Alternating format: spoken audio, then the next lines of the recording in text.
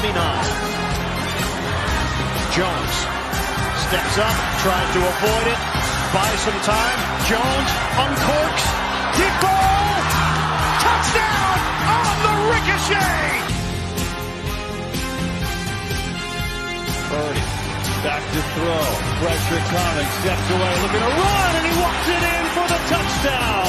Throw on 4th and 18, he's given time, he wants Jefferson, Isaiah, oh my goodness, Justin Jefferson.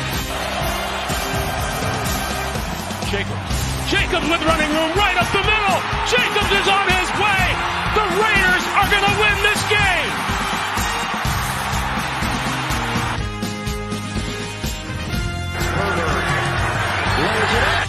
Intercepted Trayvon Diggs. Guess who?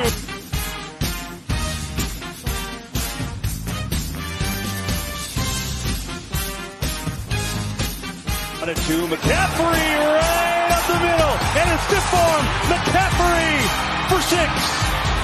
Duval.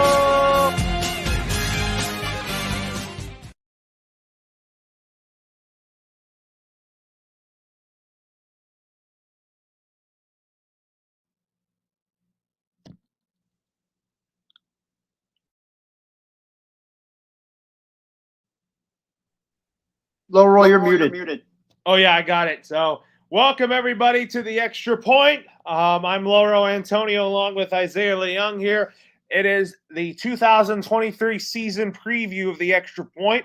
And next month, on our next show, we will be predicting our Week 1 games based on everybody's point total. Like, it could be like this on, like Jags by 3 against this opponent, or basically like Cardinals and an upset over Washington. That's an example there with our game picks this year. We're doing it differently, but we are doing it based on what you think the point differential will be, your own point differential. So we will get to that in a different day. But Isaiah, how's it going today?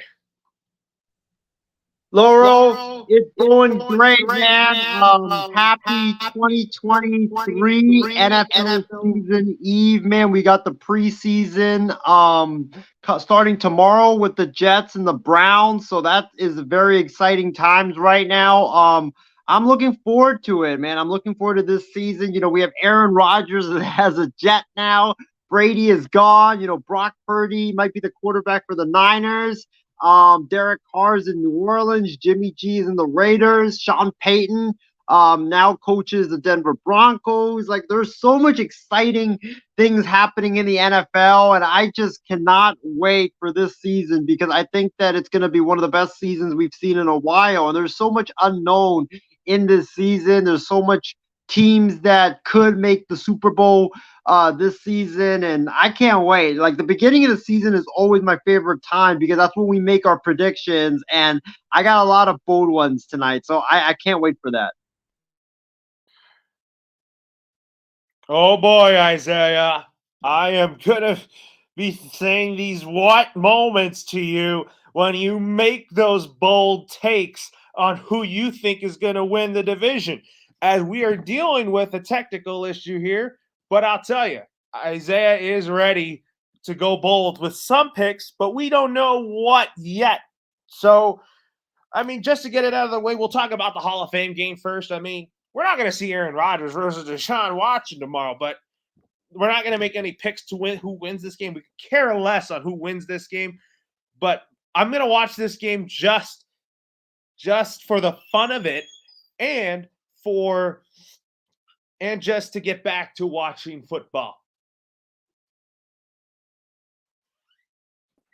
I agree. I'm gonna watch this game because I'm a big football fan, and I can't wait for this game. It's not gonna be the best of games because you have Zach Wilson versus You have Zach Wilson versus, I believe it's Kellen Mond for the Cleveland Browns. So, I mean, it's not the best quarterback matchup, but I do want to see how Zach Wilson has improved this summer. There has been talk that he has done really well in the training camp so far, so I'm looking forward to that. And also, I'm looking forward to just seeing football. We haven't seen football since like last February, so it's going to be very exciting to see that. I know we're not going to pick the game, but it's just great to see football back. So I can't wait for that game. I mean, same here, Isaiah. I think it's going to be great to watch football back. But now we're going to talk about our offseason recap for our favorite teams. I'll start with my New England Patriots. Isaiah, you can add into what I'm going to say about my team here.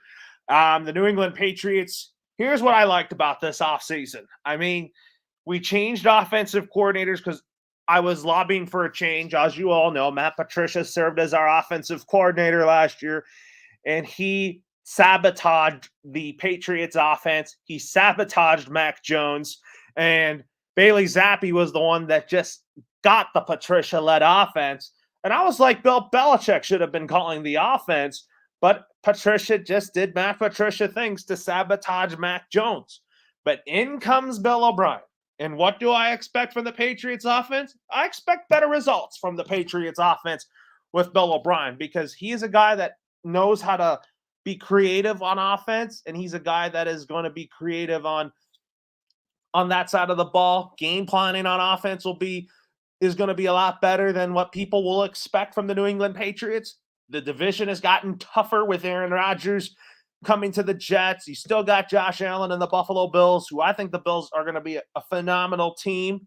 And then the Miami Dolphins are a playoff team last year, and they're a contender in that division. So you're talking about a jam-packed division in the AFC East, and the Patriots are just stuck in the bottom. But it wouldn't surprise me if the Patriots were in last place just because of how tough the division is. But I don't expect them to be as bad as like the Arizona Cardinals are or the Raiders. But I would say realistically an 8-9 type season for the Patriots or 7-10, but still have a losing season because of how rough our schedule is. But I think Mac Jones is going to bounce back this year. I expect a bounce back year from him because this past season was his sophomore slump, and Mac Jones just didn't do. I don't think the Patriots surrounded him with weapons last year. I mean, Devontae Parker, I think, is his number one, but the Patriots got Juju Smith-Schuster. They got Mike Gesicki to help with the passing game with Hunter Henry. But I do think Mac Jones' number one target is Hunter Henry. And I say that because he's a good receiving tight end. He can also block, but you're going to see the two tight ends set back for the Patriots. Defensively, I felt like that we got younger in the secondary. I am really excited about Christian Gonzalez, the defensive back from Oregon, who's going to play some corner.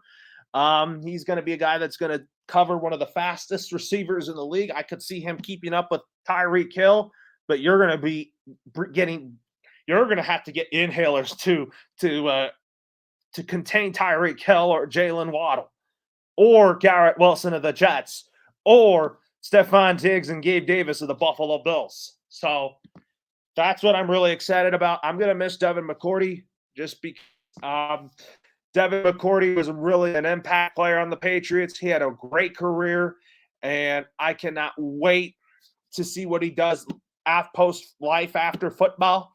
And at least Matt Slater is saying he's really the heart and soul of the New England Patriots when it comes to our locker room, special teams. But all in all, the Patriots are in for somewhat of a rough season this year just because of how rough our schedule is. Isaiah, if you want to add to that, you can, but you go ahead and talk about your San Francisco 49ers and what they've done this offseason to get better. I mean, they got Hargraves, who I think is going to help with that front.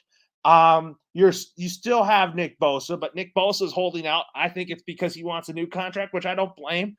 And you still got the same receiving core of Cuddle, Ayuk, Samuel, and then I do see Brock Purdy being the franchise guy over Trey Lance? Laurel, what I'll say about the Patriots before I get to the Niners, is that, with the Patriots, you have them at 8 wins. I'm not as optimistic as you because I looked at their schedule. It's rough. I think the first 8 games of the season, give me a nod if I'm correct. I think you start off with the Eagles, then you go with, I'm trying to see your schedule right now, but you have the Eagles to start in New England, then you play the Dolphins at home, then you play the Jets. Then you play the Cowboys on the road. Jets and Cowboys are on the road. Then you play the Saints in New England, the Raiders, the Bills, the Dolphins, the Commanders, and the Colts. That's a rough schedule to start out with. And I think that, sadly, Laurel, there's a good shot that the Patriots could start 1-7 because of that rough schedule. And if you are 1-7, there's going to be a lot of pressure on Bill Belichick's job at that point. If you are 1-7, which I hope you're not for your sake, but if you're 1-7, there's going to be a lot of pressure on Belichick.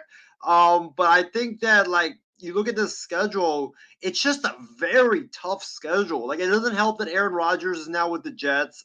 Josh Allen is in the Bills. You got Tua, Tyreek Hill, Waddle with the Dolphins. That's a very tough division.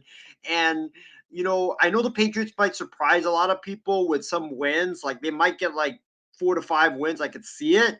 But it's just a very tough schedule. And, you and Ben were not kidding when you guys said that, the Patriots have a really tough schedule. It is a very, very, very tough schedule. And, Mac Jones, here's the thing.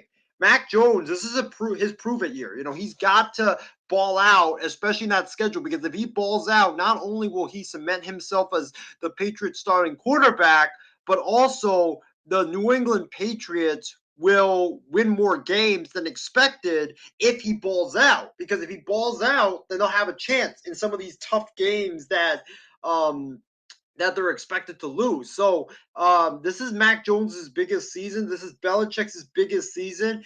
And if I'm the Patriots, I would go out, maybe go get a Dalvin Cook so you can have another difference maker in that offense. But it is a very tough schedule. And, I really feel bad for you and Ben and the rest of the Patriot fans out there. As far as my Niners are concerned, Laurel, we might not have any Super Bowl trophies. We may not have much, but guess what? We have this man, Brock Purdy. That's who we have on our football team right here. One of the best quarterbacks in the NFL, the best quarterback in the NFC. He's loaded with weapons, with McCaffrey, with Kittle, with Ayuk, Deebo Samuel, the offensive line. The defense is loaded as well. All Brock Purdy has to do is not turn the football over. And he has shown that he doesn't turn the football over often. He reminds me, honestly, of a young Tom Brady, a guy that is just a game manager to begin his career, has one of the best coaches in the NFL with him, has a bunch of weapons like Brady did early in his career, and just don't mess it up. And that's what Purdy did in the 8 games or the 6 games that he started. That's what I believe Purdy will continue to do, especially as he continues to develop. The Niners, they had a stacked team already, a stacked offense with McCaffrey, with Kittle, with Ayuk, Deebo Samuel, all those guys. And then they had Purdy as well with Kyle Shanahan calling the plays. And then on defense, the defense was already loaded, but it got even better with the Niners getting the best defensive free agent out there on the market in Javon Hargraves. I cannot believe that we got Javon Hargraves. We were already good on the edge with Bosa and Armstead rushing the passer, but then you look at the middle, right? You look at the middle with guys like Hargraves now, Kinlaw's there as well, and you look at other guys in the middle of that defense. The defensive line, I think, will be so much better than last season. They slipped up a lot towards the latter part of the year. The linebackers, they're always great with Greenlaw, with Warner. But Laurel, my biggest issue though with the Niners is the secondary. The secondary is my biggest issue with the Niners. And that's why I was pissed off that the Niners didn't get Taylor Rapp, was because you can't even give a guy $2 million. It just shows you that your philosophy for the secondary is one of the dumbest philosophies ever. You build a defensive line, have a great defensive line, you have a great linebacking coach, but the secondary, you just take a bunch of guys that worked at a donut shop, plug them in, and expect them to cover the top receivers in the NFL. That's not going to win you games. And that's what worries me about the Niners is they didn't make a lot of investments in the secondary. Charvarius Ward is there, but you look at guys like Isaiah Oliver coming back from torn ACL. He's the Niners' number 2 corner. Hopefully his leg holds up. You look at Amador Lenore, Ambry Thomas. A lot of these guys are just honestly just unproven. And that's why, for me, I was disappointed that the Niners didn't sign Rapp. Not because I wanted Rapp. It was just because you didn't give a guy $2 million. That means you're not investing in your secondary. You're not even going to pay, let's say a Marcus Peters, for example. He only got, I think, $1 million. You don't even get him, and he would have been an upgrade over the guys that we have. So I think the Niners are going to be one of the best teams in the NFC. I think that Purdy is going to ball out. The defense is going to be good, but I'm really worried about the secondary because if you cannot get after the quarterback, if your linebackers are lost in space, then when your secondary has to definitely go up against the top receivers and the quarterback's got time, then it's kind of an always situation. So I think the Niners, if I have to predict for the Niners right now, I would say San Francisco goes, I would say probably 13-4. That's my prediction for the Niners. And I think that the Niners have improved on offense, defense, and special teams as well. Getting that kicker from Michigan who has a great leg, and he's just deadly from 50 to 60 yards. And I think that he could honestly be the next Justin Tucker. So I like the Niners, but I just worry about the secondary. I think the secondary can lose us a bunch of games. Sorry, just it's taking up slowly here, but the Niners I think are going to have a good team. I'll tell you where I have them in my predictions in a minute, but anyways, we got to talk about Joe Burrow, who is out multiple weeks with a strained calf. It didn't look serious. Thank goodness it didn't. Bengals fans could just breathe easy on that, Isaiah. But I am optimistic and confident that he will be back in week 1 just because I feel like that he doesn't need to play in preseason. I'm glad that the injury happened now, but no one wants injuries to happen, Isaiah, But I do think Joe Burrow will be back week 1 when the Bengals take on the Cleveland Browns. Sorry about that, folks. We have a little bit of a delay, but this is what I'm gonna say about Joe Burrow. Joe Burrow should not play until he gets a new contract. Plain and simple. He should not play until he gets a new contract. I think that if you're Joe Burrow, football is a very scary sport. You could get injured anytime, any place, and anywhere on the football field.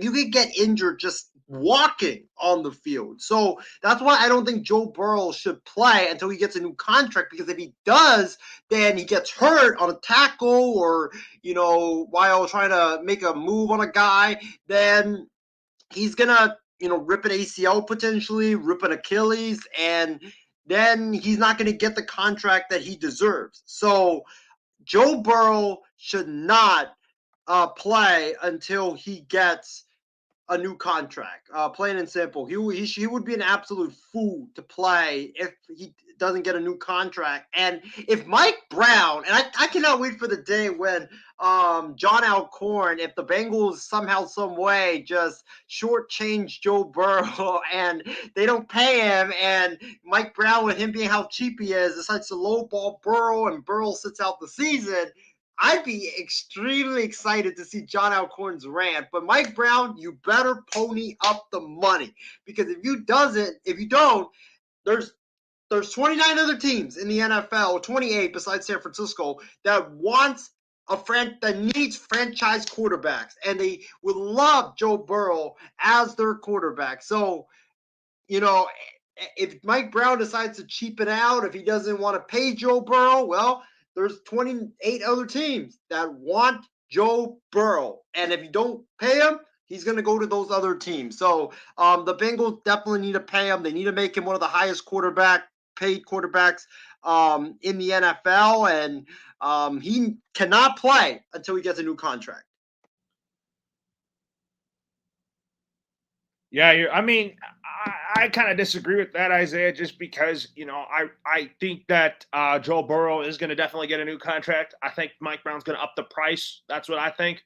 But I don't see him holding out because he's just too loyal to the Bengals. But other news to talk about here is that Cooper Kupp of the LA Rams could be out multiple weeks with a hamstring. In my opinion here, I don't think he should be playing in preseason just because you got to be cautious with him and you got to get him out on the field because the Rams need his hands for the season.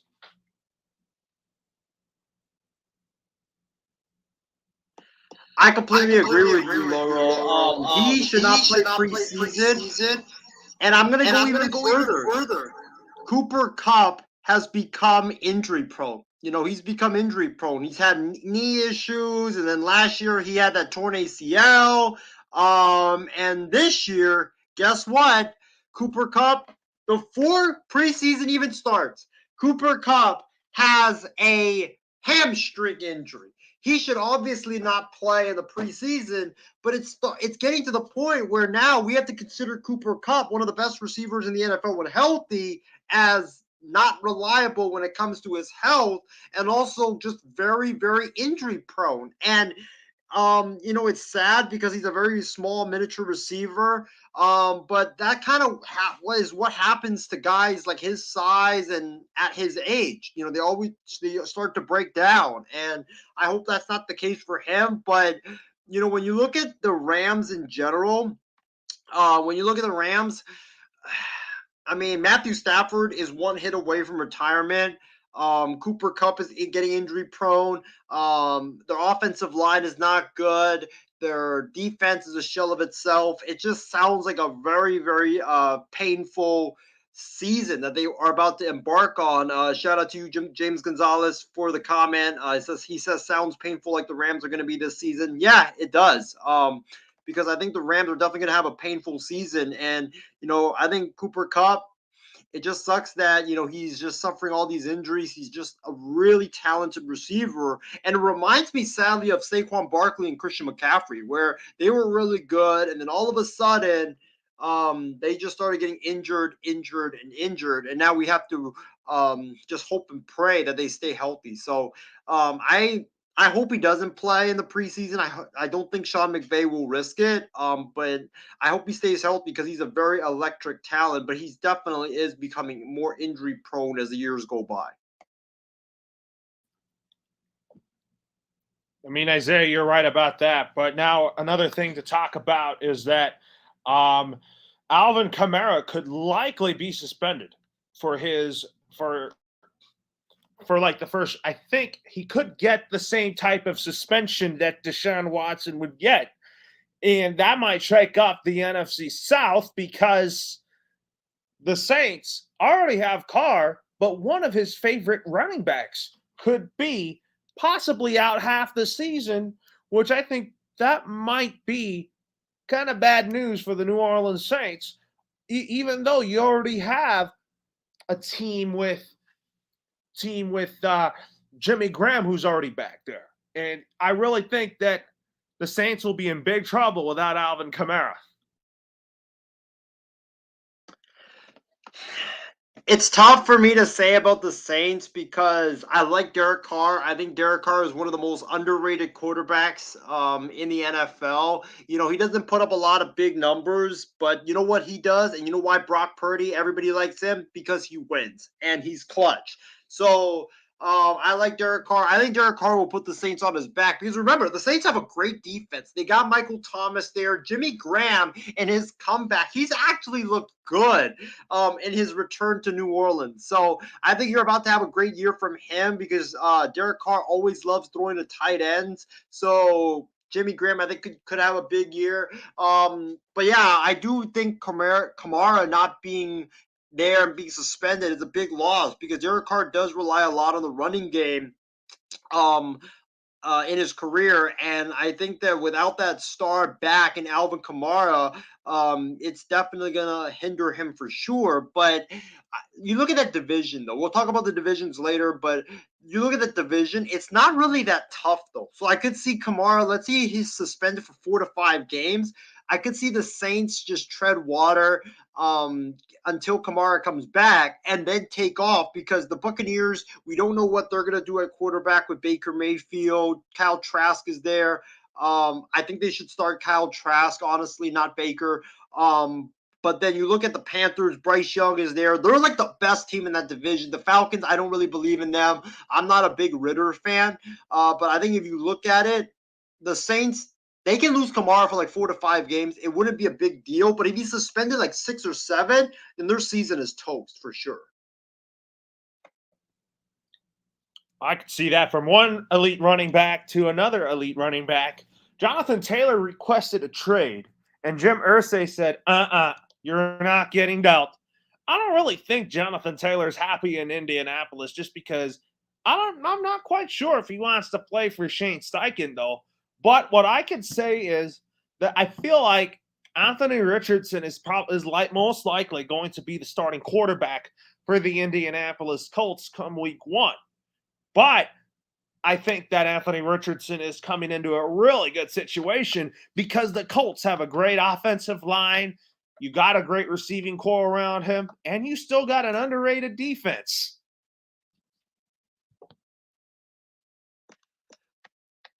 You know, this situation is starting to get super ugly, and I think me and James Gonzalez talked about it on Sunday on an emergency edition of Sports Weekly.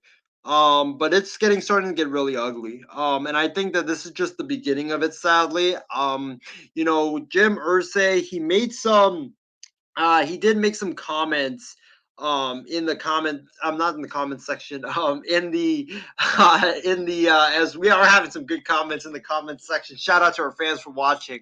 But Jim Irsay made some comments about how like all these players, they want new contracts, basically telling them that they should just suck it up and play or else they'll get someone else to replace them. And then Jonathan Taylor met with Jim Irsay, and that meeting obviously didn't go well. And then Jonathan Taylor requested a trade, and then the coach responded by leaking something out that, oh, you want to get traded? Oh, okay, we'll just put you on the NLI list, which is a list that is like the physically unable to perform list.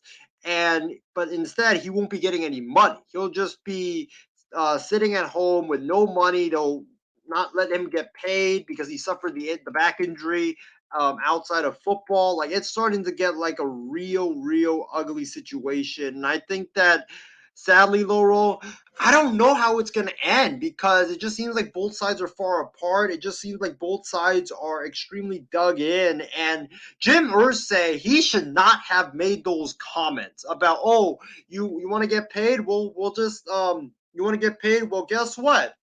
You better suck it up and play, or else we'll just have someone replace you. That's the dumbest comments ever, man. Like, he should not have said that. Like, especially for a guy that is trying to get an extension. That does not look good on your franchise or even you as the owner. So, it's just so ugly, this situation. And the Colts need Jonathan Taylor because Jonathan Taylor would take a lot of pressure off of Anthony Richardson to perform right away, and he would have a great running game to surround himself with. But Jim Irsay needs to learn to be quiet and just not mess with anything because his mouth is ruining the Colts. That's what's going on right now. And, they need to somehow get that situation fixed with Jonathan Taylor because they need Jonathan Taylor. Without Jonathan Taylor, you're going to put a lot of pressure on your young quarterback Anthony Richardson, who's not really ready right now to go right away and to be the savior of your franchise. So it's just a bad situation, and Jim Irsay should have not talked. He should have not talked at all.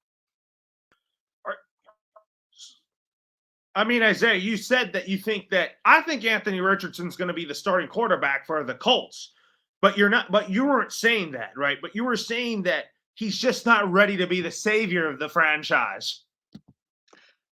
Yeah, I think that Anthony Richardson is going to be the guy. He's going to be the starting quarterback of the Colts because you're not going to start either Gardner Minshew or Nick Foles in week 1. No way. He's going to be the guy. But when you're a rookie, and this is why Brock Purdy was successful, because when you're a rookie, the teams that don't have the rookies do a lot right away are the quarterbacks that end up benefiting the most from it and end up being the most successful.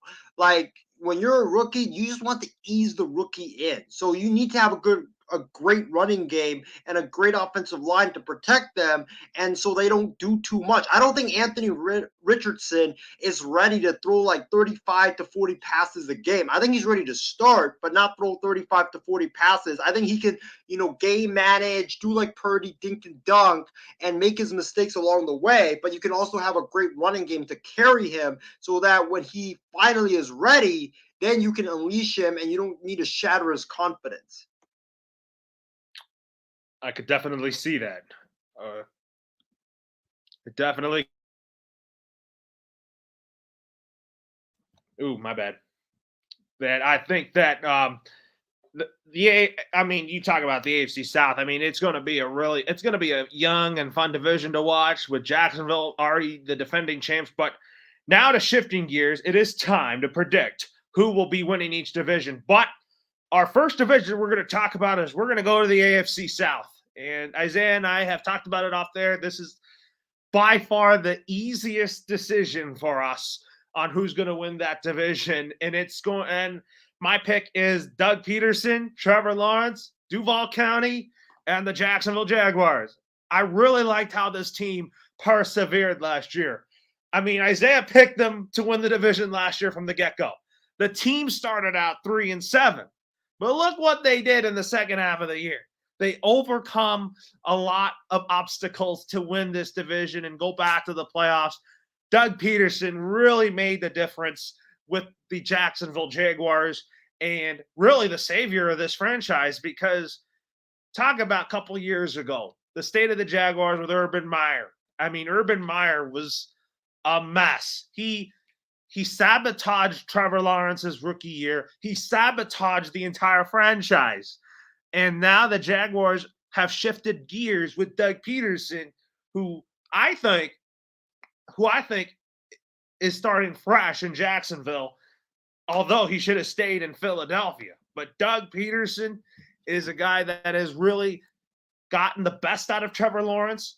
His offense is really good.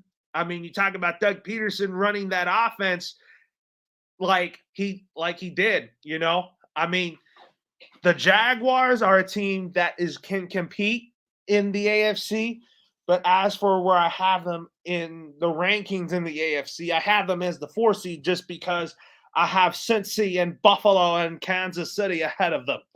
I know, Isaiah, you are ready to say who's going to win the AFC South. You were right last year. Let me tell you, folks, who is going to win the AFC South, man. Take it away, Trevor. Take it away. Duval. Yes, sir. Duval. Give me the Jacksonville Jaguars, Laurel. Here's why. You look at this division from across the board. The Colts, Anthony Richardson, he's going to be their starting quarterback, but I don't think he's ready right now to be the guy that throws like 35 to 40 passes and puts the team on his back. I think he's going to need some time. Shane Steichen's offense is going to need some time. The Colts need a little bit more talent before they get challenged the Jags. The Texans, I love C.J. Stroud. I think C.J. Stroud will be one of the front runners for Rookie of the Year. DeMeco Ryans, my Niners Sanders, former defensive coordinator, man. He's with the Texans now. They got a lot of pieces there. Jimmy Ward on defense. They got Dalton Schultz, the tight end, who I think will be a great addition for the Texans. I think the Texans will finish in second place. I think that they'll surprise a lot of people. I think Stroud's going to ball out, and I think that they're going to finish in second place. And I see that shock face from you, Loro. The Titans, I'm not a big fan of the Titans. Like, I like Henry's getting injured a lot now. DeAndre Hopkins, I don't know why he went to Tennessee. It made no sense. Their defense bent a lot last year and eventually broke. Mike Vrabel's a great coach, but he needs a quarterback. And it looks like they'll start Ryan Tannehill, which I disagree with. I think Tannehill is just more of a game manager. But I look at the Jaguars. They're fresh. They're exciting. They're young. Doug Peterson's the right coach for them. Trevor Lawrence, I expect him to take a major step up in his third year in the league now. ETN, I think, will have a great year. Calvin Ridley is going to be the one guy that really explodes and makes Trevor Lawrence a great quarterback. I think he's going to be like what Stephon Diggs is to Josh Allen and Jamar Chase is to Joe Burrow, and just be a great wide receiver one for the young quarterback.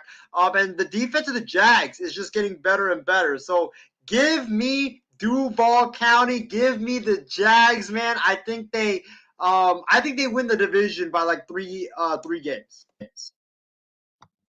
I think the Jags win the AFC South pretty easily. I have the Titans in second place just because I feel like that they'll be 7-9, finish in second place, because I think the Jags are going to be the only team that's going to have a winning record.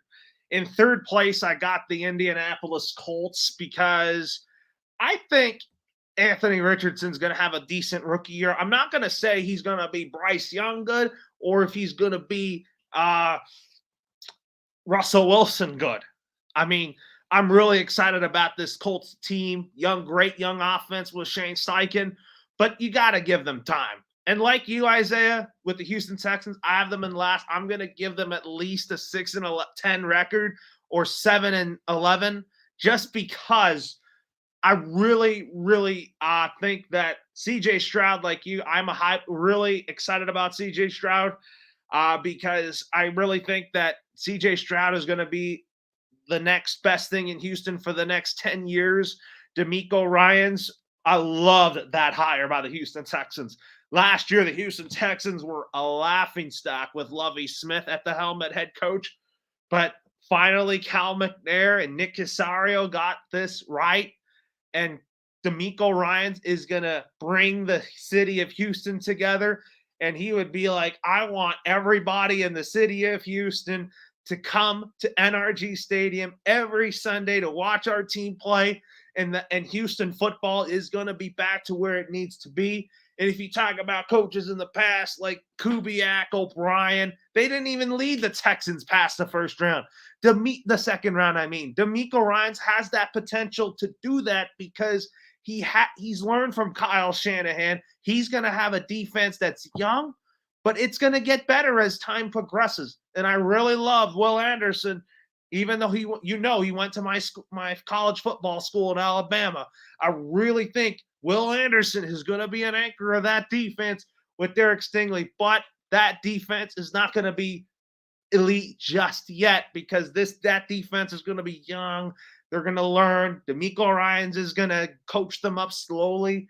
Like, the Texans defense, I think, could be like 20th in the league, but that's okay because DeMeco Ryans has a vision. It's not going to be like over time. Like, people may think like the Texans are they expect the Texans defense to be really good under DeMeco Ryans, but I really think offensively we'll see a better Houston offense than we did in last year. Like, Davis Mills was a laughingstock. Everybody thought he was the next best thing in Houston. But all in all, there is a lot of things to be excited about with the Houston Texans. Yeah, you made a lot of good points. I think that that's why I have the Texans in second, because I got the Texans. I think they'll surprise a lot of people. I like what they did. Their offensive line, they They did fix it a lot. Their defense is going to be a lot better. You named Derek Stingley. They picked up Jimmy Ward. They picked up Will Anderson. He's going to be the next Nick Bosa, Joey Bosa, star pass rusher in the NFL. So I'm excited for the Texans. I'm looking forward to watching some Texans games this upcoming season. But I still think the Jags, they're more experienced and they have the more talent on this in this division. Well, Isaiah, I definitely. Ooh.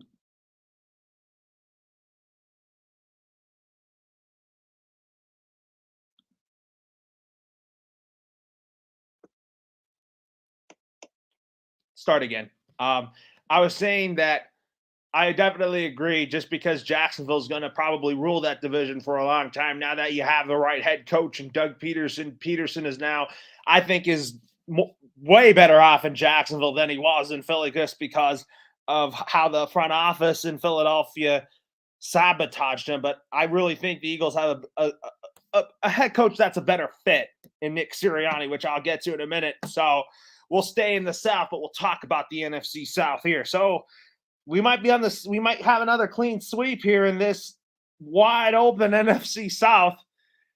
For me, it's between the Saints and the Panthers, but I'm going to pick the Carolina Panthers over the New Orleans Saints to win the NFC South because Frank Reich is getting a fresh start. He was scapegoated in Indianapolis. He should have not gotten fired.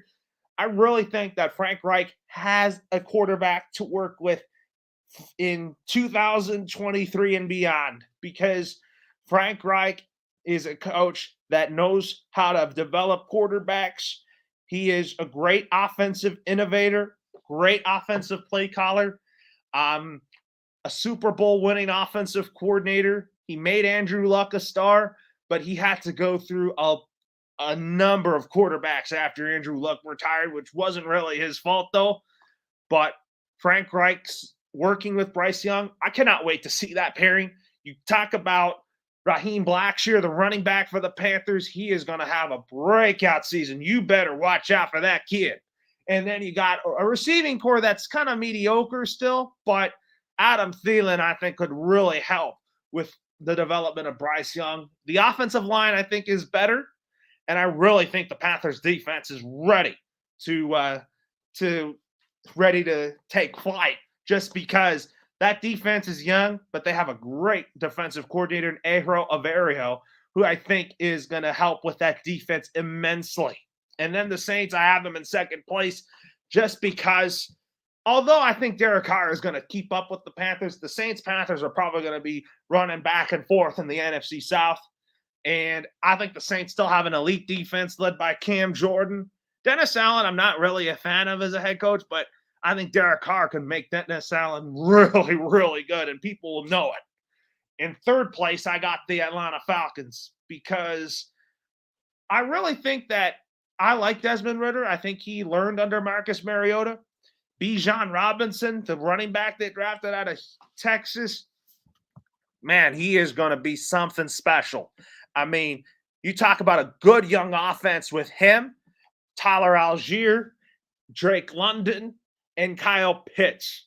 That offense is still going to be fun to watch, but defensively, the Falcons are just still not good on defense.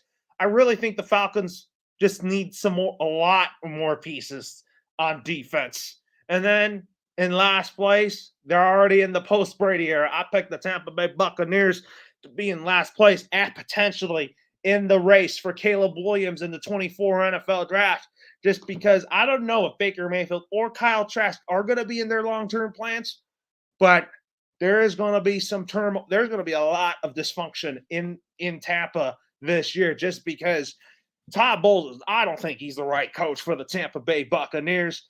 I mean, he won the division just because Tom Brady was still there. But all in all, I just think that the Tampa Bay Buccaneers should not go with Baker Mayfield. And if they go with Baker Mayfield, I don't know what to do. I mean, if he has the season that Geno Smith had, give me Coors Light. I have said it many times because I don't really think Baker Mayfield is that good of a quarterback. You know, Laurel, This is a tough division. I was going back and forth the whole day. I think it's going to come down to the Panthers and the Saints because both of those two teams are the two top teams in the NFC South when it comes to talent. But give me the Panthers. Give me the Panthers. I'm rolling with Carolina. I think that Carolina, you look at that team, they're more loaded than the Saints. Derek Carr over Bryce Young right now because Derek Carr has more experience than Bryce Young. We don't know how long Alvin Kamara is going to be suspended, so that's a big hit for the Saints. Then you look at Michael Thomas. You look at Cam Jordan. I do agree with you. I don't think that Dennis Allen, I'm not really a big fan of him. I think that the Saints should have gone out of the organization and gotten a different head coach. But I think right now, when you look at the Panthers, right, Bryce Young at quarterback, you got Adam Thielen, DJ Chark as his wide receivers. It sucks that DJ Moore got traded to the Chicago Bears because that would have been a great weapon for Bryce Young. But you look at the running game, Miles Sanders,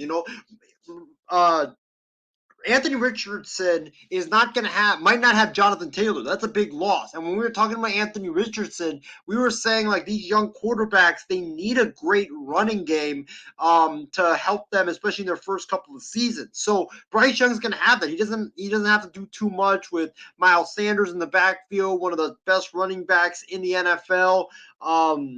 You got Adam Thielen, DJ Chark. The defense is loaded, especially with Averill leading them, the defensive coordinator from Denver.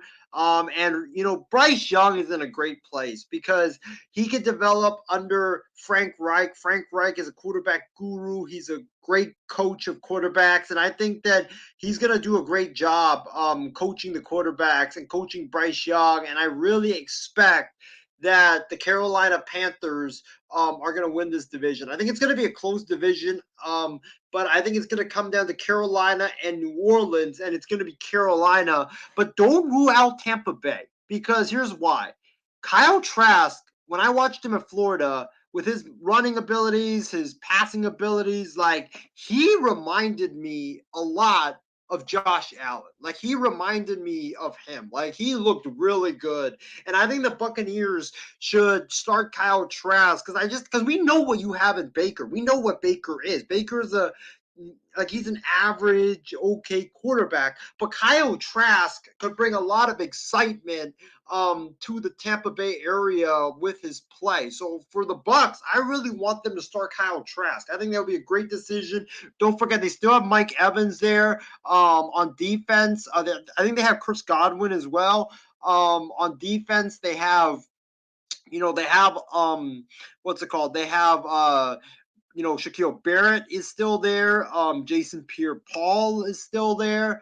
So they do have a lot of pieces there on defense as well. Antoine Winfield as well. So I don't count out Tampa Bay. Like I think Tampa Bay, if they do start Kyle Trask, Loro, I think that could be a great decision for them moving forward. And I think that's what they should do. And as far as the Falcons, I think it's going to be really tough because the Falcons, I think Ridder, I'm not a big fan of Ridder, but you're right. Their defense is not really good. Their running back last year, he broke out big time late in the season. And I think you could see more of that with Ridder as the quarterback. So give me the Panthers to win the NFC South. Yeah, I mean, this is kind of the divisions that are wide open. I mean, I think that the Panthers are going to be a fun team. I cannot wait to see Frank Reich and lead this Panthers team. I think it's a fresh start for him, and I think that this is probably a good fit for him. And I knew from the fact he was going to be a head coach again. But now we're going to go to the north side of the division, but we're going to go to the AFC North. Well, I mean, even though Joe Burrow is hurt with a strained calf, and he's going to be back in week 1, which I expect, I'm picking the Cincinnati Bengals to go for a three-peat and win the AFC North again, just because I think it's everybody but Cincinnati in that division because, Baltimore last year, I think that Lamar Jackson got his payday, but I need to see him prove it in order for the Ravens to give the Bengals their run for their money. And then You got Cleveland with Deshaun Watson. Is there really pressure on Kevin Stefanski? Not really. This is his first year with Deshaun Watson. You got to see how that works. And then you got the Steelers, who I think they're a team that has a bright future, but I feel like that they're stuck in the bottom just because of how much better that the Browns and the Ravens got. And then the Bengals, you know how good they are. And the reason why I picked the Bengals to win the division, because I am a believer in Joe Burrow. Joe Burrow is America's quarterback, and he has beaten the top tier quarterbacks in that conference in the playoffs. And he is great in the playoffs, which I am confident that Mike Brown is going to give Joe Burrow that blank check.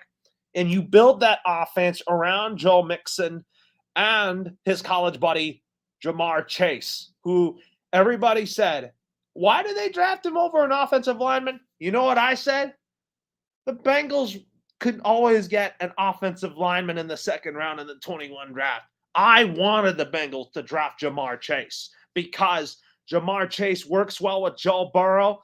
Ja'Marr Chase was Joe Burrow's boy at LSU. And you bring those two together, that leads to a lot of success for the Cincinnati Bengals. And I really am confident that the Bengals are going to be great. I think they're going to be one of the top scoring offenses in the National Football League. Their defense is still in the top 10, but maybe top 11 or something like that, maybe 12th or 11th, because I'm still a little bit concerned about their defense.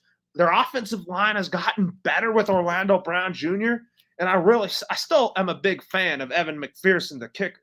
And the Ravens, I think they're going to be in second place, but I think they missed a cut in the playoffs just because of how the AFC is stacked. And you know, Isaiah, your boy Todd Monken is with the Ravens, and you hope for Stetson Bennett to be a Raven, but that didn't happen. But I think that Todd Monken is going to help Lamar Jackson unleash his passing ability and help the Ravens be a great passing team. Isaiah, you might be different with me about who wins the AFC North. Like, I picked Cincinnati for the reasons I stated, but you might go with Baltimore just because of your boy Todd Monken going back to the NFL from Georgia. Believe it or not, Loro, I've been waiting for this division because this is going to be one of the first what type of moments on this show, because I've got a crazy pick for you. For me, you pick Cincinnati, and I think that's a really good, strong pick. But I'm not going to go with Cincinnati. I'm not going to go with Baltimore either. Believe it or not, I got the Pittsburgh Steelers winning the AFC North. I think that this is going to be the year of Kenny Pickett. Sammy Sharp, shout out to him. We had our fantasy football draft last week, and he convinced me about the Pittsburgh Steelers. He said, watch out for the Steelers because look at their offense. You know, they got Najee Harris there, who is a hell of a running back. They got George Pickens. They drafted Broderick Jones to beef up their offensive line, and then you look at their defense, they have Deontay Johnson as well, speedy wide receiver, and then you look at their defense, they have Cam Hayward, Minkah Fitzpatrick is there, TJ Watt, you got studs there. They added Quan Alexander, who I think is a very underrated, great addition. But here's why I'm very excited about the Pittsburgh Steelers, Loro. It's because of their two tight ends. Darnell Washington, or Big O as we call him in Georgia, that guy is 6'8", 300 plus pounds. You could throw the ball up in the air and he's going to jump up and get it like a basketball player. He reminds me of Jimmy Graham. And then you have Pat Freiermuth, who balled out last year for the Steelers, was under the radar a lot, but you have those two tight ends with George Pickens, who I think will have a fantastic year in his second year in the league and break out.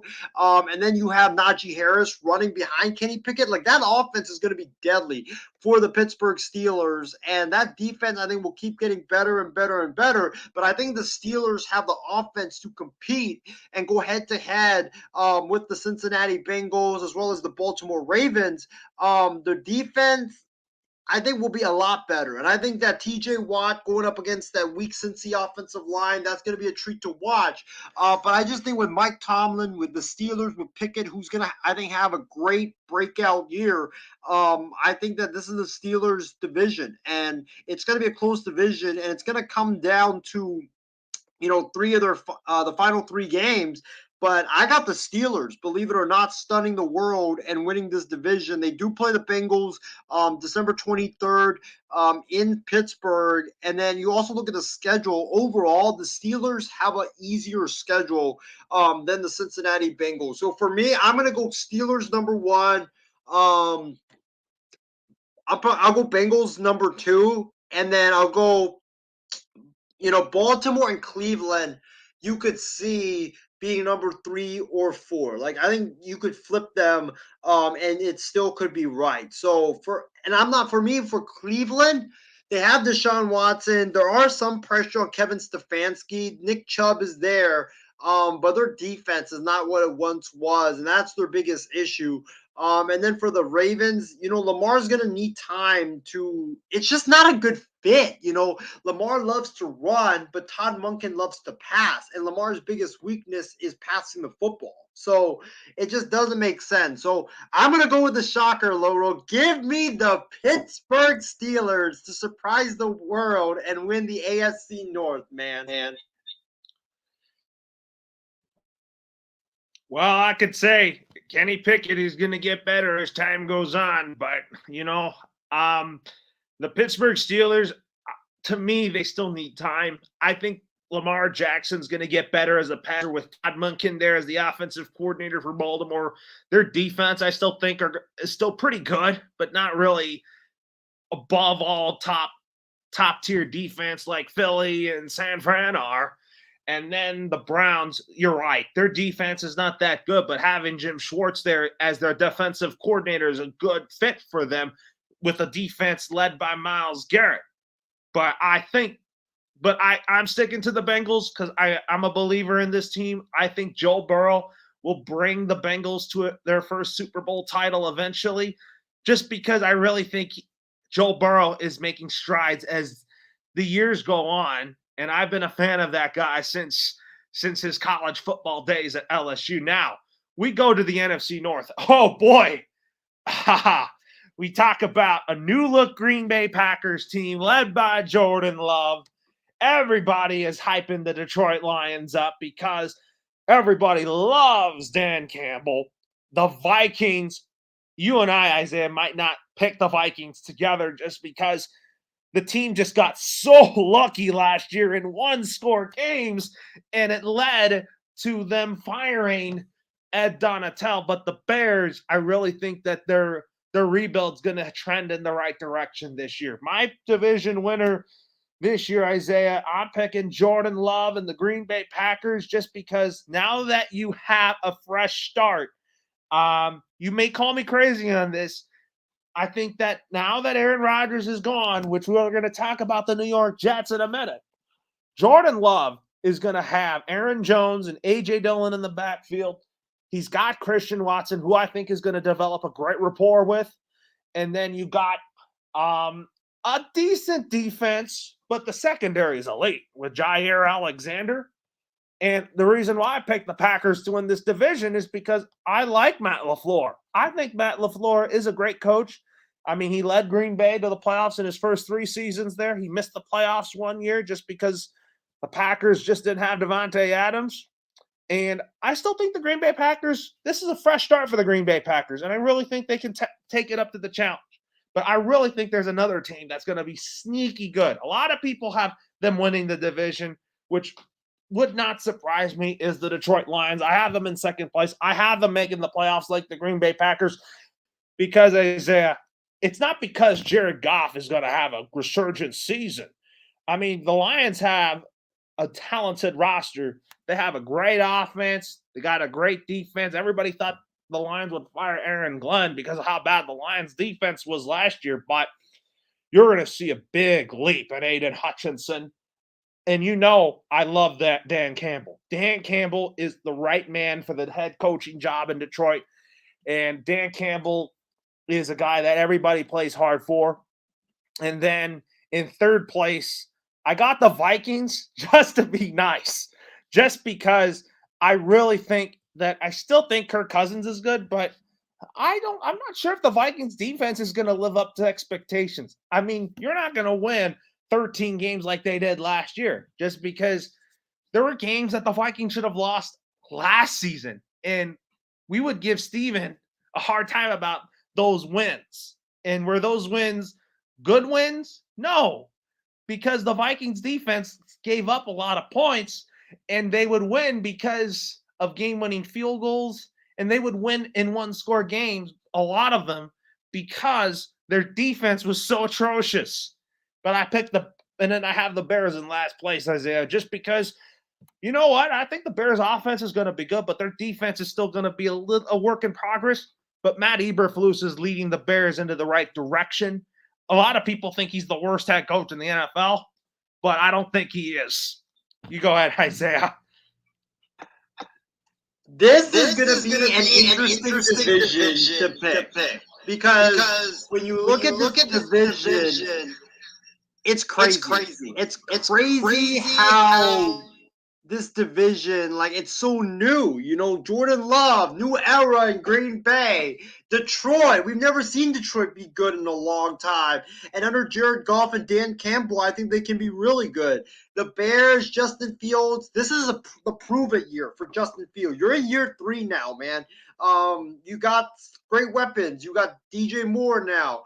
The defense is still work in progress, but I still think that the Chicago Bears, they can still make a run for the playoffs. Minnesota, Kirk Cousins is, you know, he's getting older. He may be on his way out of Minnesota. The defense was awful last year.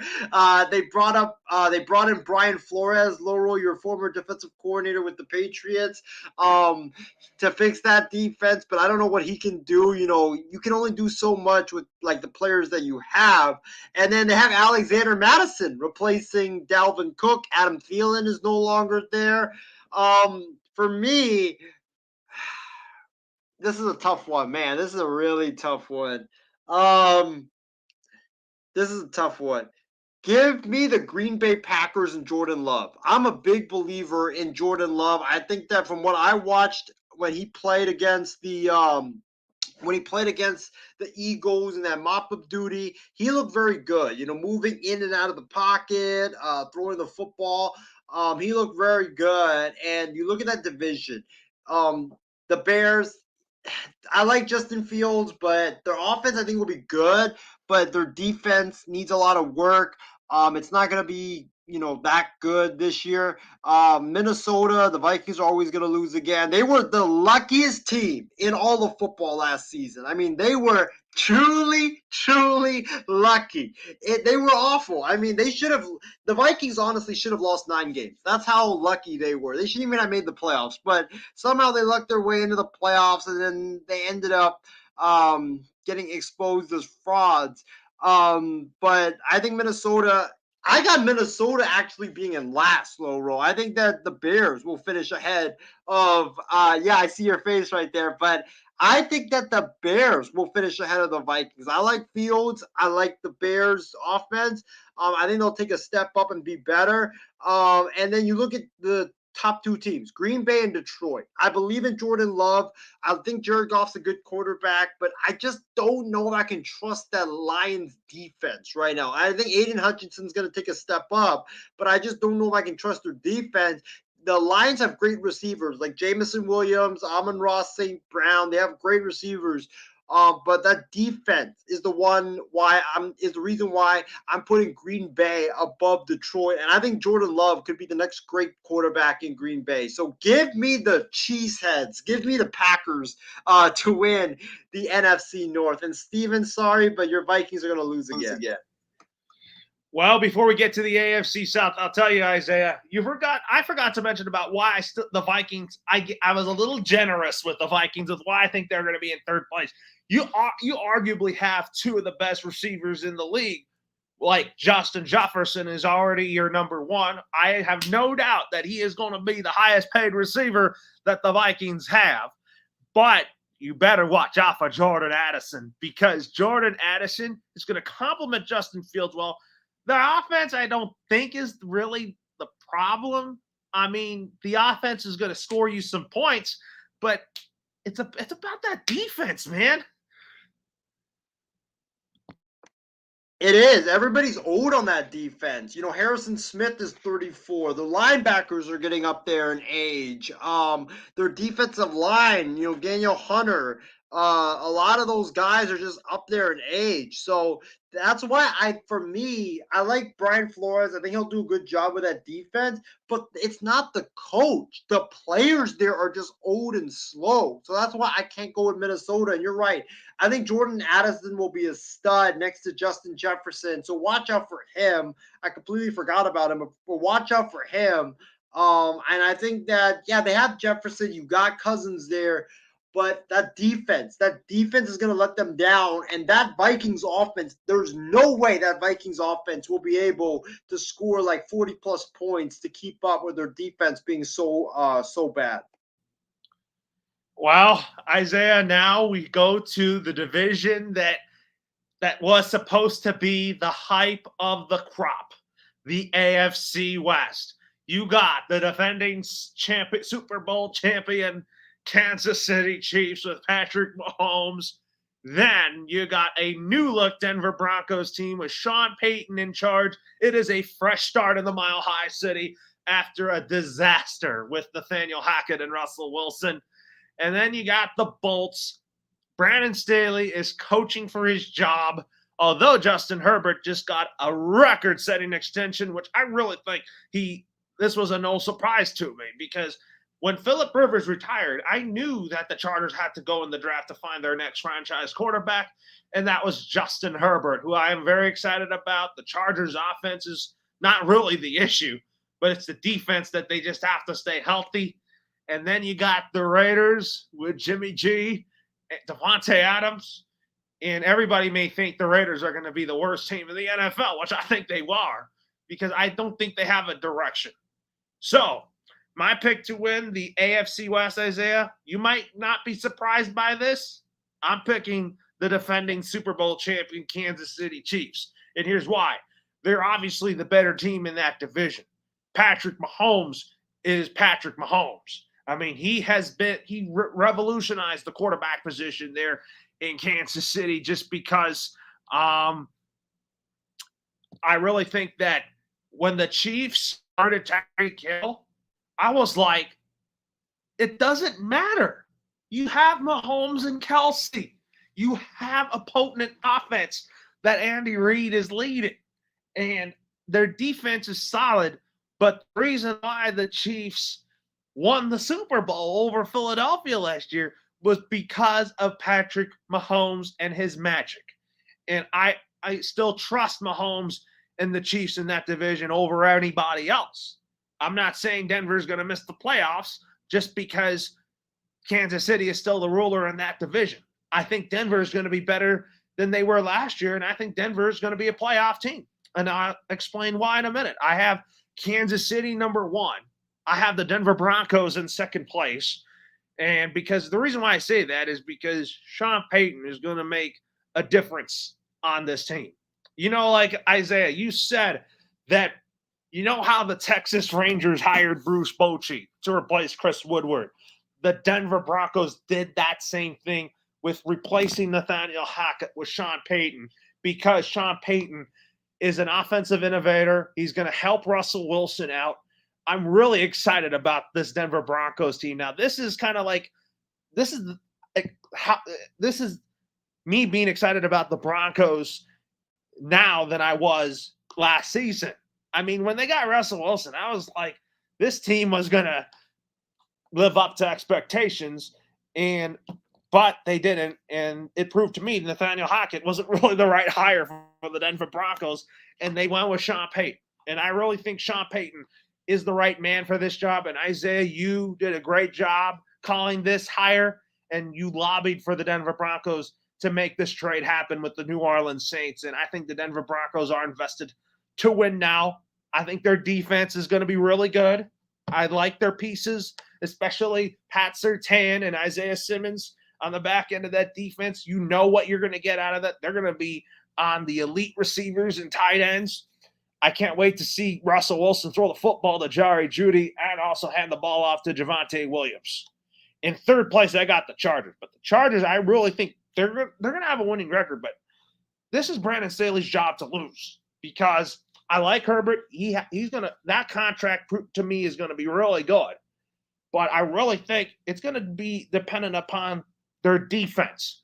If you got a healthy Joey Bosa, a healthy Derwin James, that Chargers defense is really, really good. Because there were times last season that the Chargers defense wasn't healthy. And that's why the Chargers blew that game to Jacksonville last year, and everybody wanted Brandon Staley out already. And then the team who I think is going to be the worst team in the league, and Isaiah, you're going to hear me on this, they're in the Caleb Williams race, is the Las Vegas Raiders, because I kind of don't think that Josh McDaniels is the right fit. I mean, there's going to be instances that the Raiders' offense is going to start out really good, but they're going to blow out. They're going to blow games again in the fourth quarter. What are your thoughts on this division? Are you going to shock me again on this, Isaiah, on who wins the AFC West? I might. You don't know. You know what? This is what I'll say, Loro. Prepare to have that shocked face out there of our audience as well. This division is finally going to live up to the hype as one of the best divisions in the NFL alongside the AFC East. I think that we're in for a bloodbath in this division. You look at Kansas City, defending Super Bowl champions. They did lose Orlando Brown Jr., which is a big loss to them and their offensive line. So that's something to watch out for is their offensive line. How can they protect Patrick Mahomes and give him time to deliver the football? Because we saw, when Patrick Mahomes is getting chased around and around, it might work for like one game, but it can't work for the whole season. And in the biggest games, he's not going to be able to do that. So that's something to watch out for. And then you look at a team that you look at the Chiefs, right? Travis Kelce is there. You got they have Travis Kelce, Isaiah Pacheco. The running game is going to be exceptional this season. Laurel, I'm still wary about their defense. They have Chris Jones there, but they lost Frank Clark, one of their best pass rushers. Their pass rush wasn't that good last season. It might have gotten even worse. Their secondary is okay, but you can't win a lot of games. Maybe with the Chiefs you can, but when you can't win a lot of games by like in a shootout fashion, so I'd be worried about that. So the Chiefs do have some weaknesses. It's not like they're the strongest team in the NFL. They do have some weaknesses. Their defense and their offensive line are weaknesses.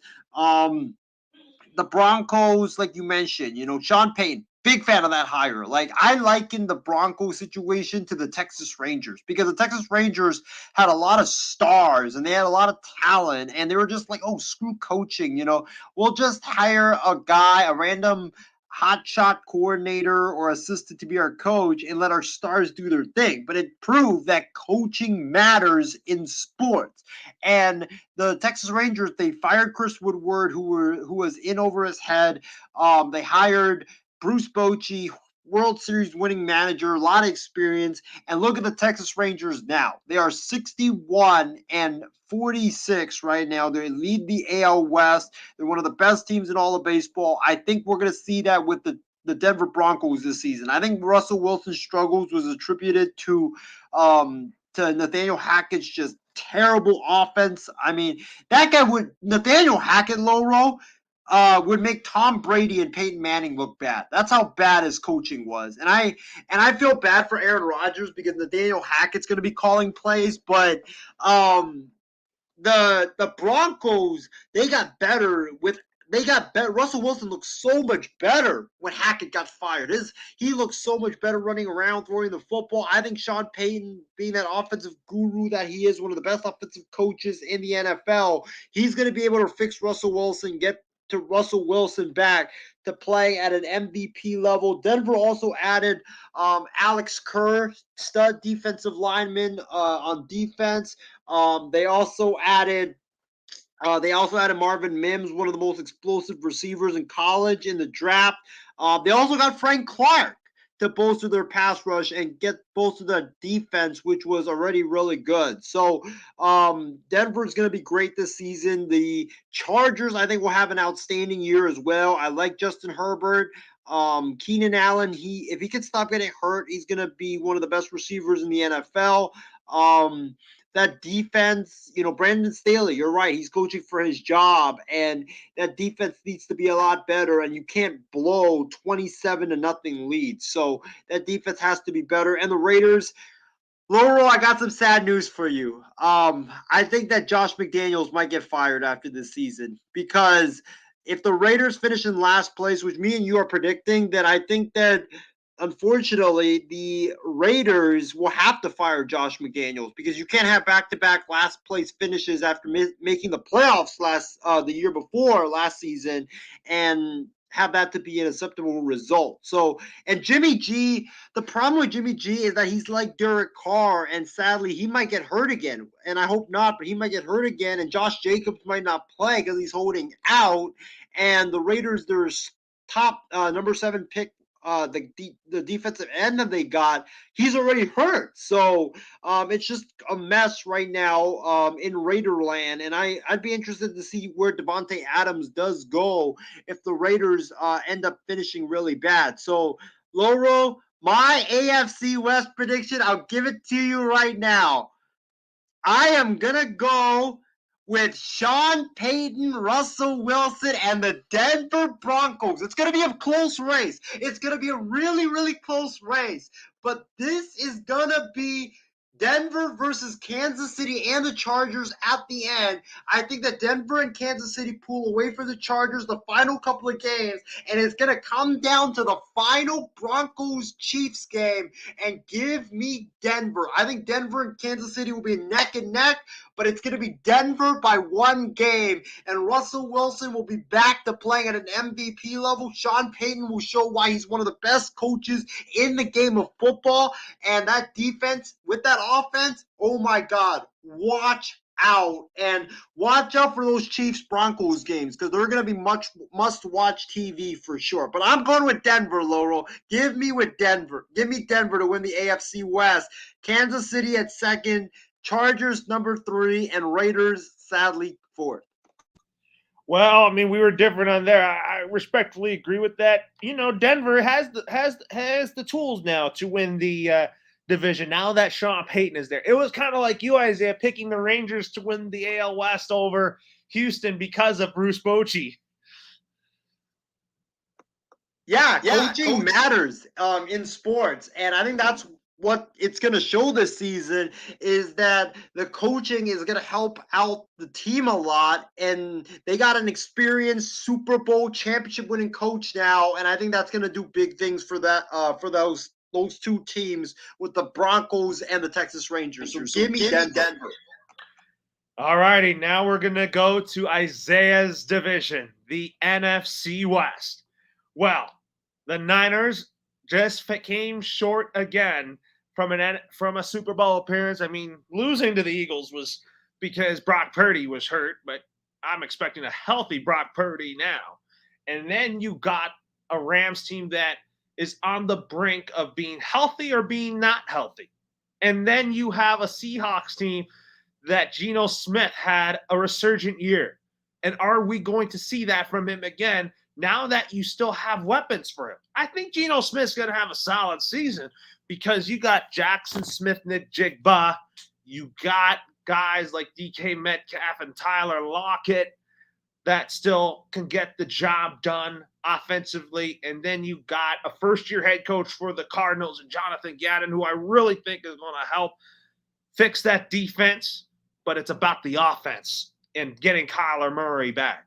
So my pick to win your division, Isaiah, is I'm picking your San Francisco 49ers. They're arguably the better team in that division. It showed me last year.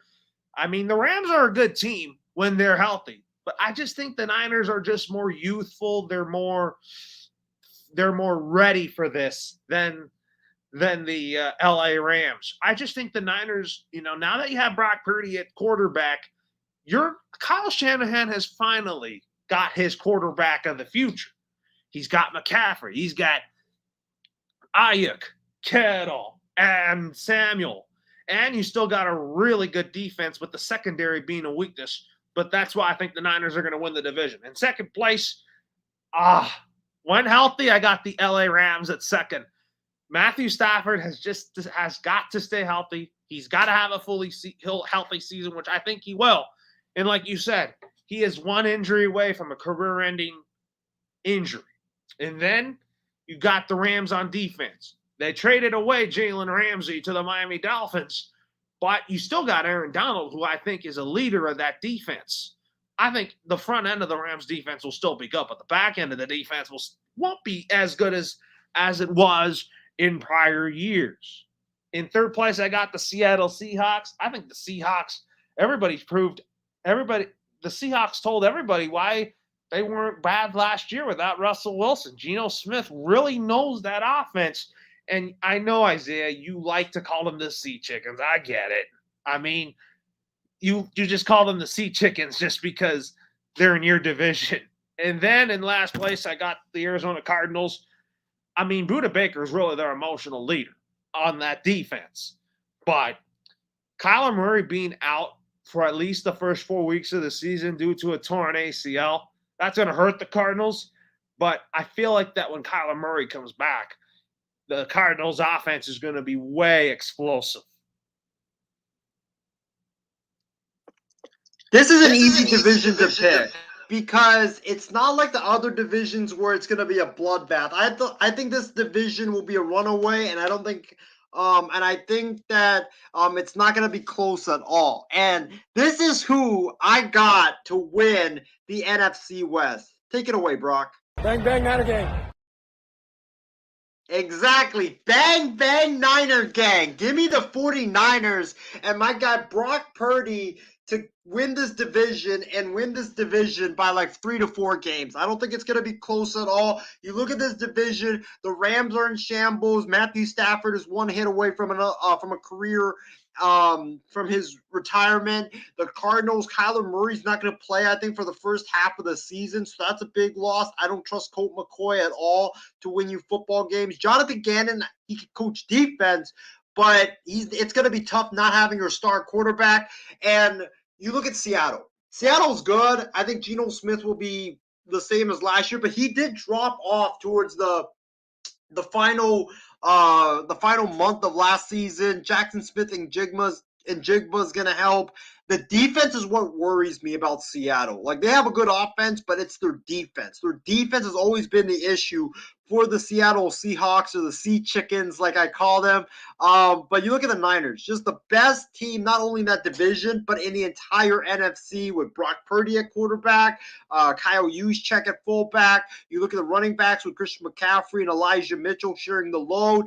You have Brandon Ayuk, Deebo Samuel. That offense is loaded. George Kittle at tight end. The offensive line, I think, will be better. The defense is loaded as well. This is San Francisco's division, and it'll be San Francisco's division for years and years to come. So for me, give me the Niners, and I think the Niners and Brock Purdy run away with this division. I'm calling that. I definitely agree. I mean, the Niners are a great team, and I cannot wait to see what they do here. But now we go to my division, the Beasts from the AFC East. You got Josh Allen and the Buffalo Bills, who I really think the Bills are still going to be good. I mean, losing Tremaine Edmonds was tough for them, but, I think that the Bills are a team that are still going to be Super Bowl contenders. And then you got Tua and the Miami Dolphins, Aaron Rodgers and the new-look New York Jets, and, of course, Mac Jones and my New England Patriots. So, in who I have winning that division, I mean, I've said it the last 2 years who I think is winning that division. So I'm picking the Buffalo Bills because they're arguably the better team in that division. Josh Allen does Josh Allen things. And I think that the Bills, if they want to go to the Super Bowl, I think they got to get a running back to kind of help ease the pressure off of Josh Allen. I like James Cook, but let's see what he can do this year. They could still be in on Dalvin Cook, but, I think Dalvin Cook's going to go to the New York Jets, which I'll get to in a minute. I think the Bills' defense is still good. Sean McDermott knows how to run a good defense, so I'm not really worried about them defensively. But the Bills are a team that is fun to watch, and it's weird for me saying this because the Bills used to be the laughingstock in the NFL when Tom Brady was the quarterback for the New England Patriots. But now it's Josh Allen and the Buffalo Bills ruling this division. In second place, I got the New York Jets. And I say that because I think Aaron Rodgers is going to turn that offense around. A lot of people think that the pressure, I think, is on Joe Douglas and Robert Saleh. And if the Jets have a losing record and don't make the playoffs, then bye-bye Robert Saleh and bye-bye Joe Douglas. But I think Aaron Rodgers is really the savior of that offense. The defense, I think, is going to be really good with Sauce Gardner, Quinnen Williams, and you got Garrett Wilson at receiver, who I think Garrett Wilson had a great rookie season. And I think this season, Garrett Wilson is going to have an even better sophomore season. I think that's Aaron Rodgers' number one target. But I think, sadly, Corey Davis is going to miss out on the cut. And I think the Jets are going to part ways with him before the season starts. That's one of my crazy takes on this Jets roster. In third place, I have the Miami Dolphins still making the playoffs either way, but I think they're going to be in third. I still think Tua Tagovailoa, when healthy, he's going to be an elite quarterback. I think he's gotten more bulkier this offseason, and I think he has done a good job loading up with muscle. And I think the Dolphins' offense is going to be good, but their back end of their defense might be a little concerning without Jalen Ramsey for the first couple months of the season. But, knowing Vic Fangio, Isaiah, he knows how to run a good defense even without the best corner in the NFL. And in last place, I hate to throw my team under the bus, but it's the New England Patriots that I think is going to be in last place. And it's because we talked about it earlier. The schedule that we have is tough. We have to play teams that are above 500 for the first 4 weeks of the season, which is kind of rough. But you said we would start off 1-7, but I'm optimistic that it could turn out to be an 8-9 season for the Patriots. And I think Mac Jones is going to have a great year, but Bill Belichick, like you said, is probably coaching for his job. All right, the AFC East. Let's get it. For me, it's gonna be this team, the team that flies, low roll, the team that flies. I work at the airport, so I see a lot of them every single day. It's gonna be the New York Jets. They're gonna be flying up and up and up a lot this season with Aaron Rodgers as their starting quarterback, man. I think it's going to be a great year for Jets fans. The Jet fans, all their suffering and misery over the past couple of decades, it's all going to be gone this season because the Jet is going to just be going up and up and up with Aaron Rodgers. I expect them to get Dalvin Cook, like you mentioned earlier.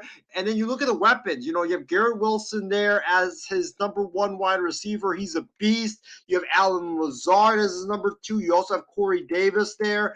Depending on if he makes the cut or not, we'll see. But that defense kept them in a lot of games. That defense was phenomenal last season for the New York Jets, and it was a great defense last season. They just needed an offense, and now they have it with Aaron Rodgers, and I think they'll do great things with Aaron Rodgers as their quarterback. You have Randall Cobb there. Mecole Hardman, I believe, is also there. He's a fast, speedy receiver. Also, the Jets, you look at who they brought in, Billy Turner to shore up the offensive line. You have Joe Tippmann there. So now you have that great defense and you have a great offense with all the weapons there. And don't forget, you also have Breece Hall, who balled out before he got hurt. And if they get Dalvin Cook and Breece Hall, it's going to be like Christian McCaffrey and Elijah Mitchell in the same backfield. So I'm going with the Jets to win this division. As far as the other teams, number two, give me the Miami Dolphins. I like the addition of Vic Fangio. Vic Fangio is going to fix that defense right away. He's going to have that defense playing outstanding football right away. You have Tua, who had a great year last season. If he could stay healthy, I think that under Mike McDaniel, I think that Tua's going to have another great year. And then you have Tyreek Hill, Jalen Waddle, the running backs, Raheem Mostert, Jeff Wilson Jr. as well. I mean, they have a lot of offensive talent. They just need that defense to be fixed in order to be a serious contender. And I think that Vic Fangio will fix that defense for sure. And then in the third place, give me the Bills. But this division's going to be a bloodbath. And the reason why I'm putting the Bills at number 3 is because Josh Allen there, Stephon Diggs is there. They did lose a lot of talent on defense. And that's what worries me about the Bills. But I still think it's going to be a crazy division. It's going to be neck and neck between the Jets, the Dolphins, and the Bills. Give me Buffalo at 3. And then number 4, low roll your Patriots. It's a tough schedule. Mac Jones, this is a prove-it year. And I think that with the Patriots, that's just such a tough schedule. And the Patriots, talent-wise, they're behind the Jets, they're behind the Bills, and they're behind the Dolphins. So, sadly, I got Patriots in 4th. And, if New England finishes with only 4 wins or 5 wins, and they finish in last, Robert Kraft is going to run out of patience completely with Bill Belichick, and he might let him go, and you might see the Gerard Mayo era start in New England. I'll tell you, the Gerard Mayo era, I would love that. Gerard Mayo, former player, won a Super Bowl with us. He knows the Patriot way, and I think I would have not thought of a better successor for Bill Belichick as the head coach of the New England Patriots and Gerard Mayo, and still having Bill O'Brien run the offense, just because I want continuity, and I think Bill Belichick has groomed Gerard Mayo into that role. But I got to mention this, Isaiah, before we talk about the NFC East. I tell you, the Patriots missed out on DeAndre Hopkins, and DeAndre Hopkins is with the Tennessee Titans. I know, right? That's one of the craziest stories in football. You want to win, and you said, like, I want to go play with a great quarterback, and you choose Ryan Tannehill and the Tennessee Titans, man. So before you go on, I meant I want Will Levis to start for Tennessee over Ryan Tannehill. Well, I don't know what's going to happen with them. I think Tannehill will start at the beginning of the season, and then it's going to be Levis. But still, why would you choose the Tennessee Titans? It just makes no sense whatsoever. I don't know what's going on with DeAndre Hopkins, man. I don't know. I can't figure out what's going on with him. Yeah, you're right. But now we go to the NFC East.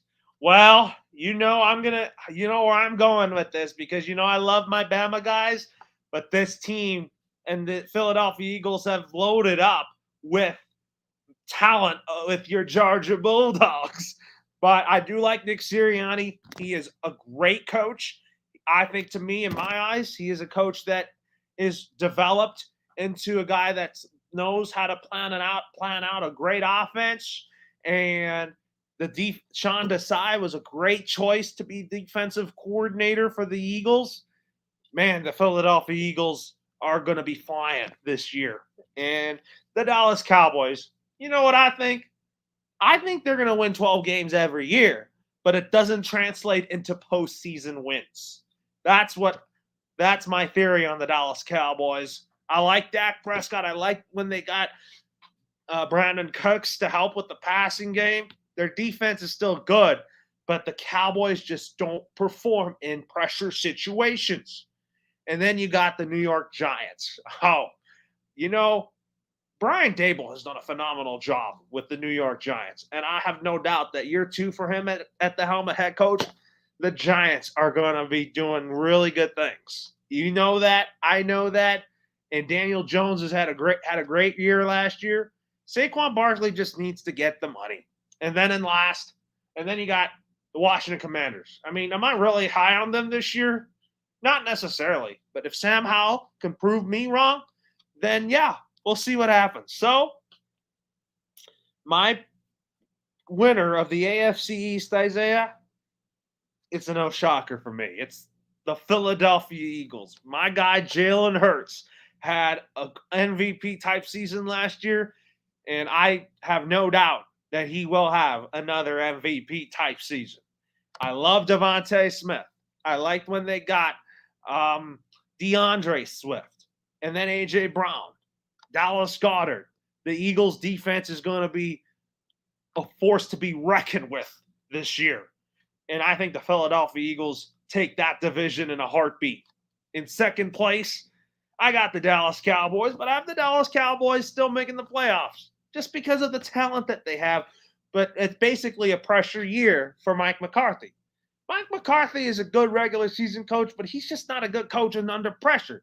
And him calling plays offensively, I'm like, what in the world are you doing when you fired Kellen Moore, you made Brian Schottenheimer the offensive coordinator, and then Mike McCarthy's going to call the plays?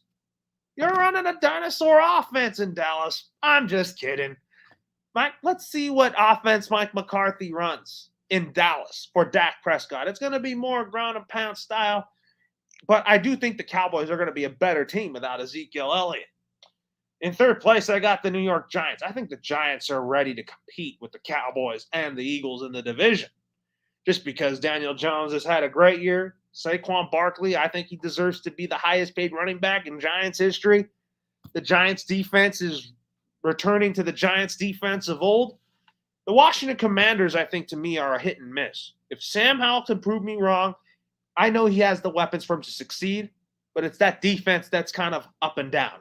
And Ron Rivera is also coaching for his job, too.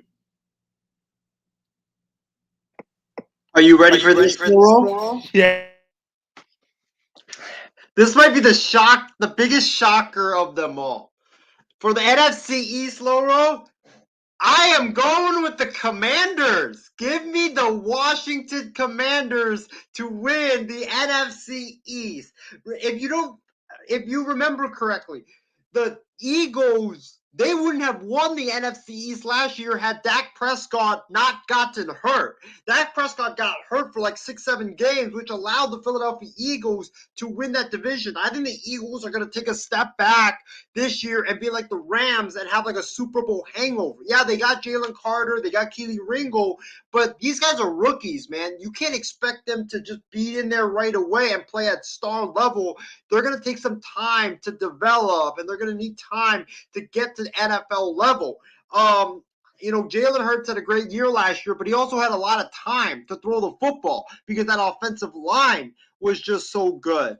So I think that the Eagles, I like what they did. Nick Sirianni, he did lose his offensive coordinator and defensive coordinator. He replaced him with Sean Desai as his defensive coordinator. And also Brian Johnson's now the new offensive coordinator. But I just think the Eagles are going to be suffering from a Super Bowl hangover, and then they're just going to take a step back. So in this division, you look at why I'm picking the Commanders.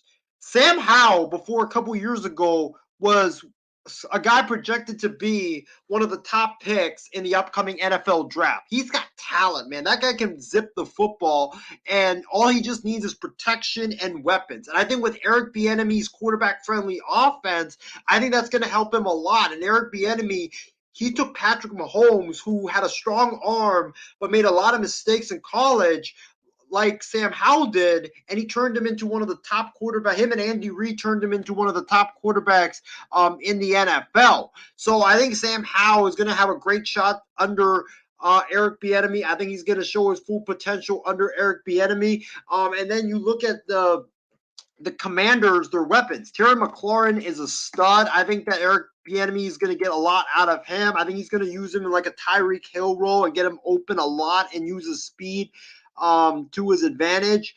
And then you look at the running game. They got Antonio Gibson there, one of the best running backs when healthy in the NFL. Jahan Dotson is a really underrated receiver.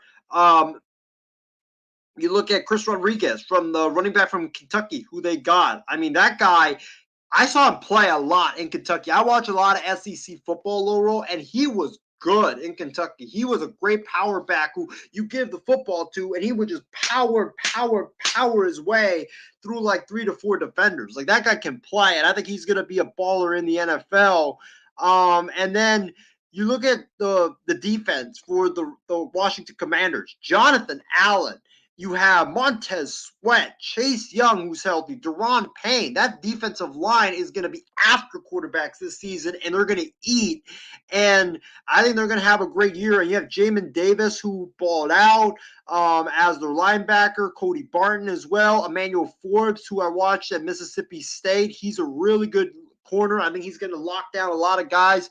Watch out for the Commanders. Always in the NFL, there's like 2 or 3 teams that just jump out and surprise the heck out of us. And I think the Commanders can be that team. You know, Ron Rivera, he's coaching for his job. But I think the reason why the Commanders struggled last season was not because of their defense. It was because of their offense being so bad. But now you have Eric Bieniemy, a great play caller, and a guy that, you know, schemes up a lot of wide receivers open and has great running plays. I think the Washington Commanders are ready to really explode and shock the world. And I think that you're right. Cowboys, they always have a lot of great pieces. I don't trust Dak not to turn the football over. I think he's going to turn the ball over in critical moments.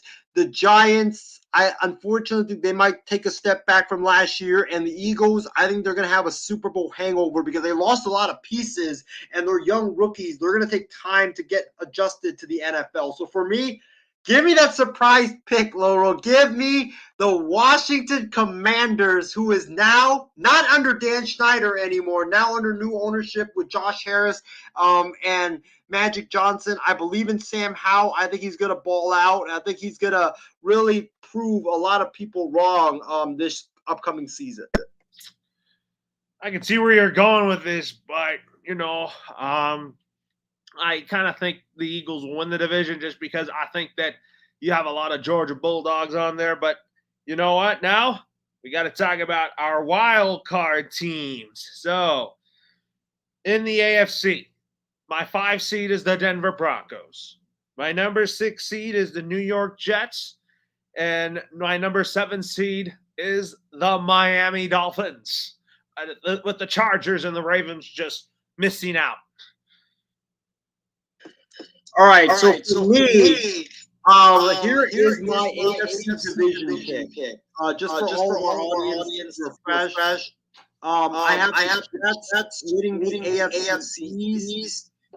I have Steelers winning AFC North.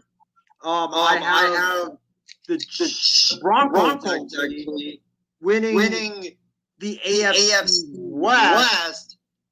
And then for the AFC North, I have the Pittsburgh Steelers. So those are my division picks. For my wild card picks, I've got the Chiefs being my number 1 wild card. I don't think the Chiefs will miss the playoffs. That would be crazy for me to have the Chiefs to miss the playoffs. Patrick Mahomes, they have so much offensive talent with Andy Reid, Patrick Mahomes, their defense. Even though I don't trust their defense, I still think they'll get into the playoffs regardless.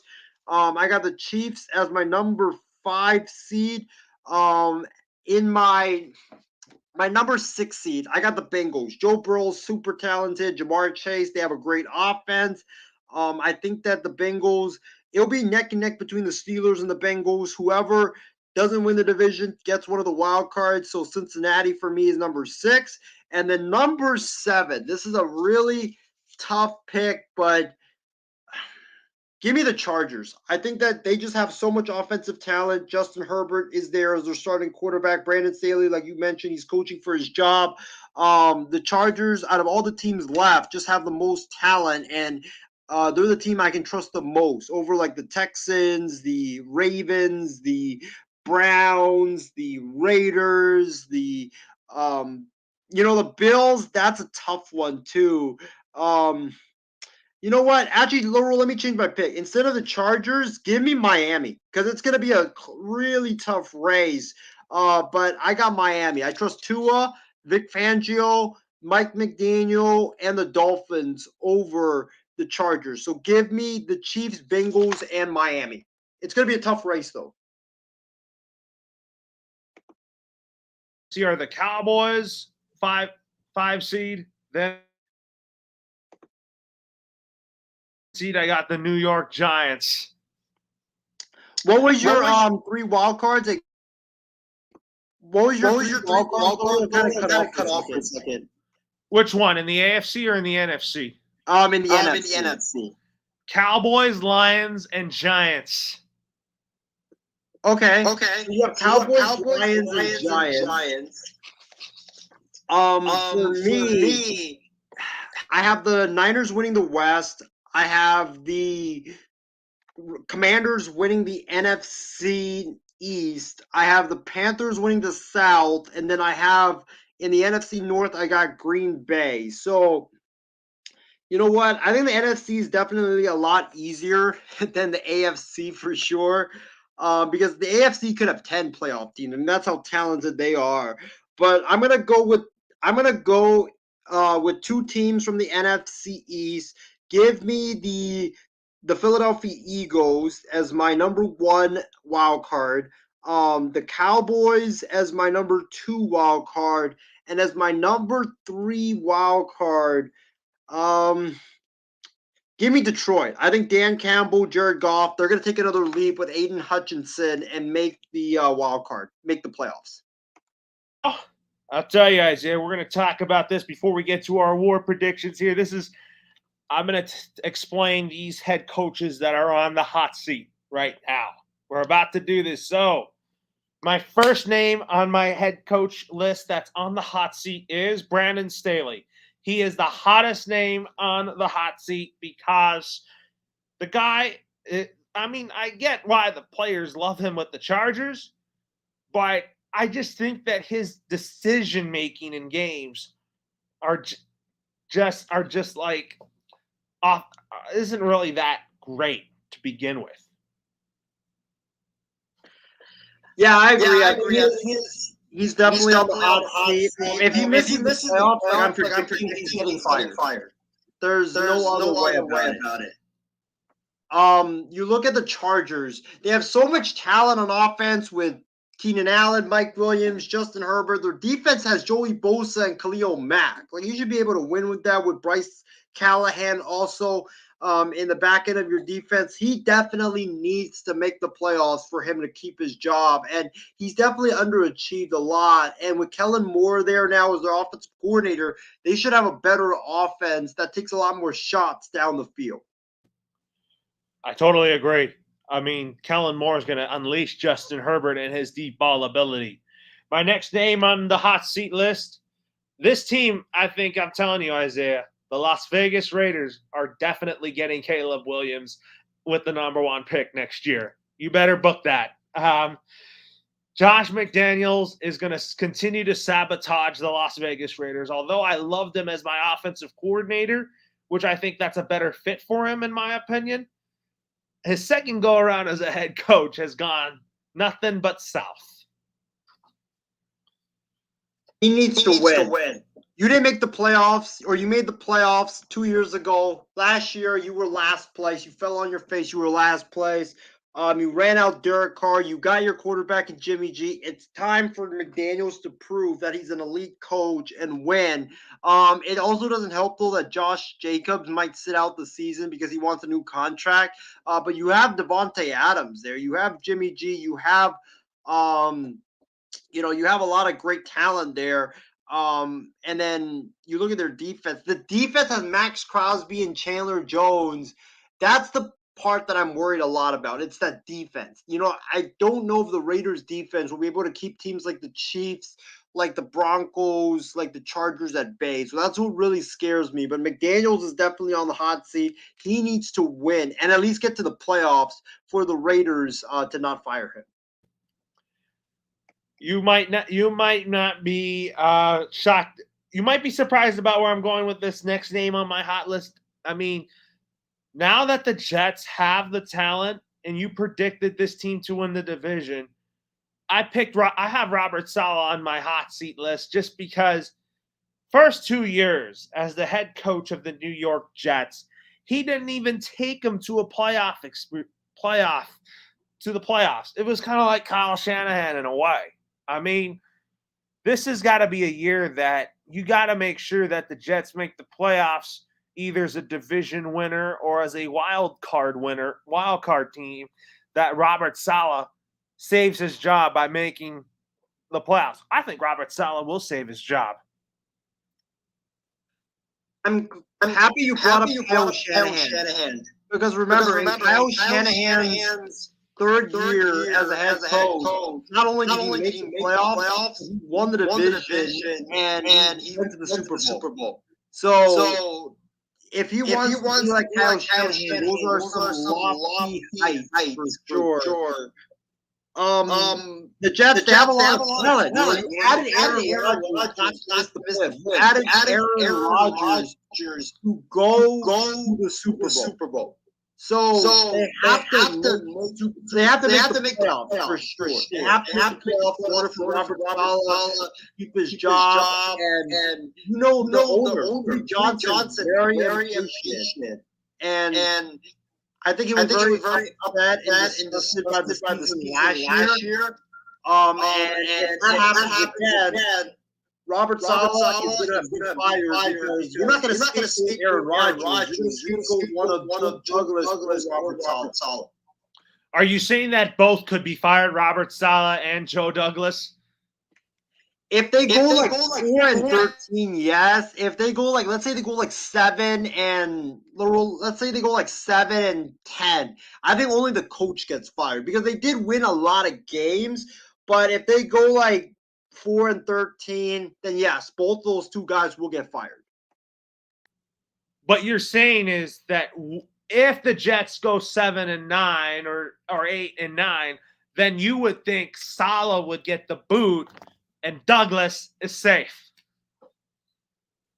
Yes, Douglas is safe because he did a great job with the roster and he won 7 plus games. I think if you're going to pick one person, it would be Saleh.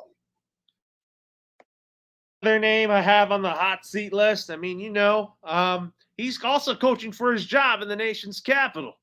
Because I kind of think Josh Harris might want his own head coach now that he's taken over as the owner of the Commanders. That is Ron Rivera. Remember, I have the Commanders shocking the world and winning the NFC East. So if that happens, Ron Rivera not only will be off the hot seat, but he most likely will win Coach of the Year. So I agree. I think he's definitely on the hot seat. The new ownership change doesn't help. Josh Harris, the new owner, might want his own head coach, and he might want to start over at the head coach position. So yeah, this is a big year for Ron Rivera. He has to at least win 6 to 7 games and maybe get into the playoffs as a wild card or contend for a playoff spot in order to save his job. Well, my next name on my hot seat list, he should have not taken over for Bruce Arians down in Tampa, but if the Bucs, in my opinion, finish in last, which I think they will, Todd Bowles is done in Tampa Bay. So Todd Bowles, I don't think he's meant to be a head coach for the Bucs, so that's why he is on the hot seat for sure. I think Todd Bowles will be fired. That's why you should start Kyle Trask at this point, because what do you have to lose? I mean, you have a young, possibly exciting quarterback. Just start him at this point instead of playing boring Baker Mayfield. But yeah, if Todd Bowles, I think we predicted. I don't think the Bucs are really gonna do anything this year. I have them, I think, either in third place. So if they finish third or last, I think he's definitely gonna be gone. He never should have taken over for Bruce Arians. They should have hired Byron Leftwich, low roll. That's who they should have hired instead of Todd Bowles. I just didn't like the Bowles hire. And without Brady, with that defense being a mess, the offensive line being a mess, I see Todd Bowles getting the boot at the end of the year. Definitely would agree with that. But then we talk about this next name on my hot seat list. Not really a fan of him down in the Big Easy, but if the Saints don't make the playoffs, or if they finish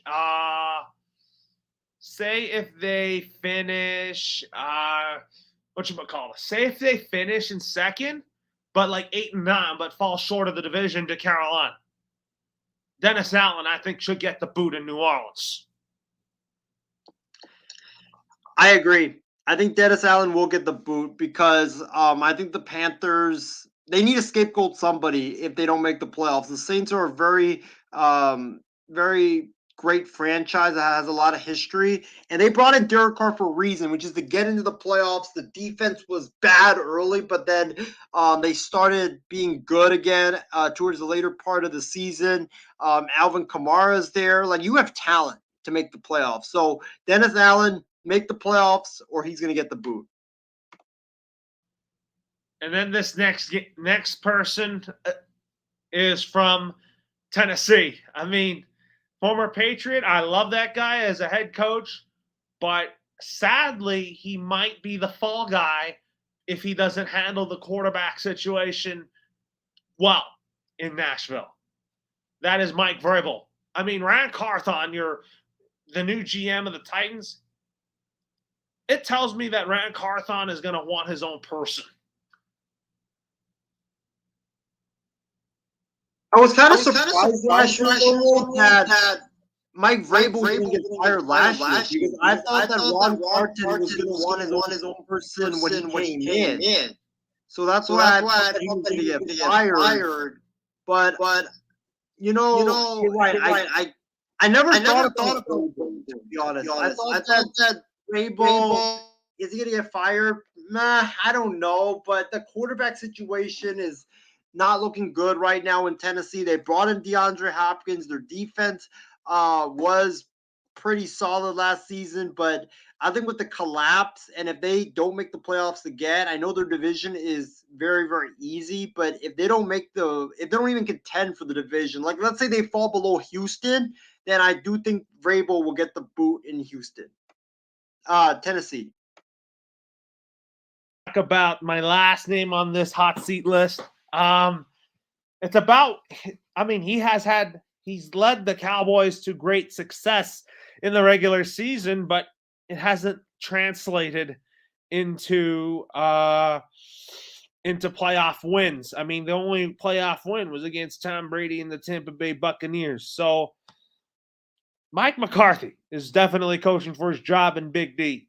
Let's see what type of offense he runs as the offensive play caller, even though Brian Schottenheimer is the offensive coordinator in Big D. He needs to get the Super Bowl. That's what I'll say. Well, he needs to get the NFC Championship. If he doesn't do that, then I think that he's going to be gone. The Dallas Cowboys, they have a lot of talent. They need to get deeper into the playoffs. They always lose in the first round, and they lose to the Niners, unfortunately, the last 2 years. First with Jimmy Garoppolo, and then with Brock Purdy. So Mike McCarthy is definitely coaching for his job. If he misses the playoffs, bye, Mike McCarthy. You're gone. If he let's say loses in the first round, he's gone. If he loses in the NFC Championship, I think he keeps his job. But he has to make the NFC Championship. Yeah, that's the impatience of Jerry Jones for you, because Jerry Jones is an owner that's very impatient and wants to win. Exactly. And he's getting older too. Well, now it's time for our award predictions here. We're going to start with our Offensive Rookie of the Year. Well, this is an easy choice for me. I love my Crimson Tide, and my Offensive Rookie of the Year pick is Bryce Young of the Carolina Panthers.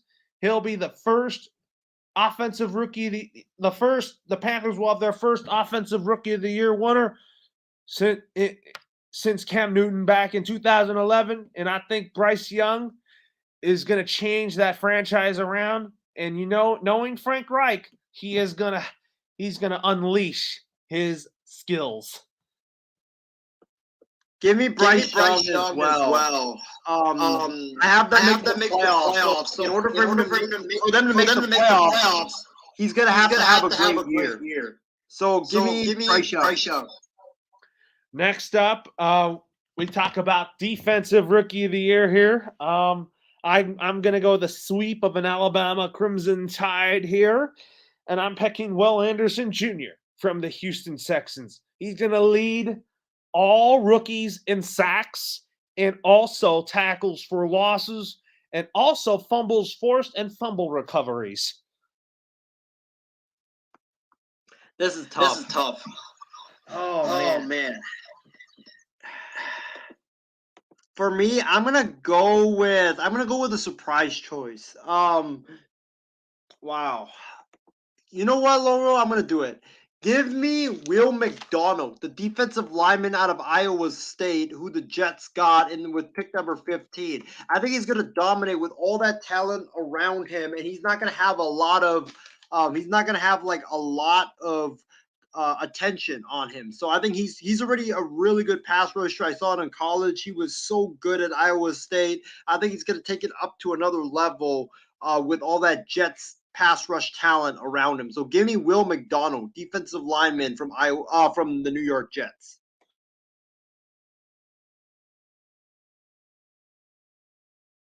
Here, I'm going to go with the Charger. He got a contract extension, which I think is going to prove to me that's going to be one of the best contracts in the league.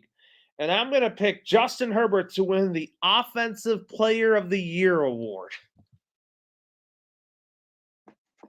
Offensive player of the year. Is that MVP or is that separate? That's separate. Okay. My offensive player of the year. Give me Russell Wilson. I think Russell Wilson is about to have a crazy season under Sean Payton.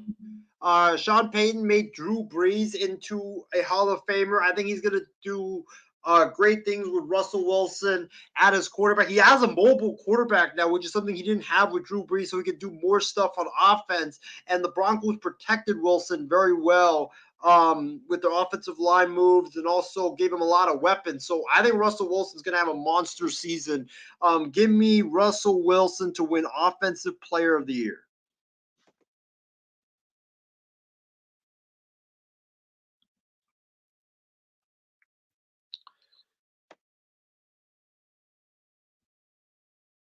You talk about Defensive Player of the Year.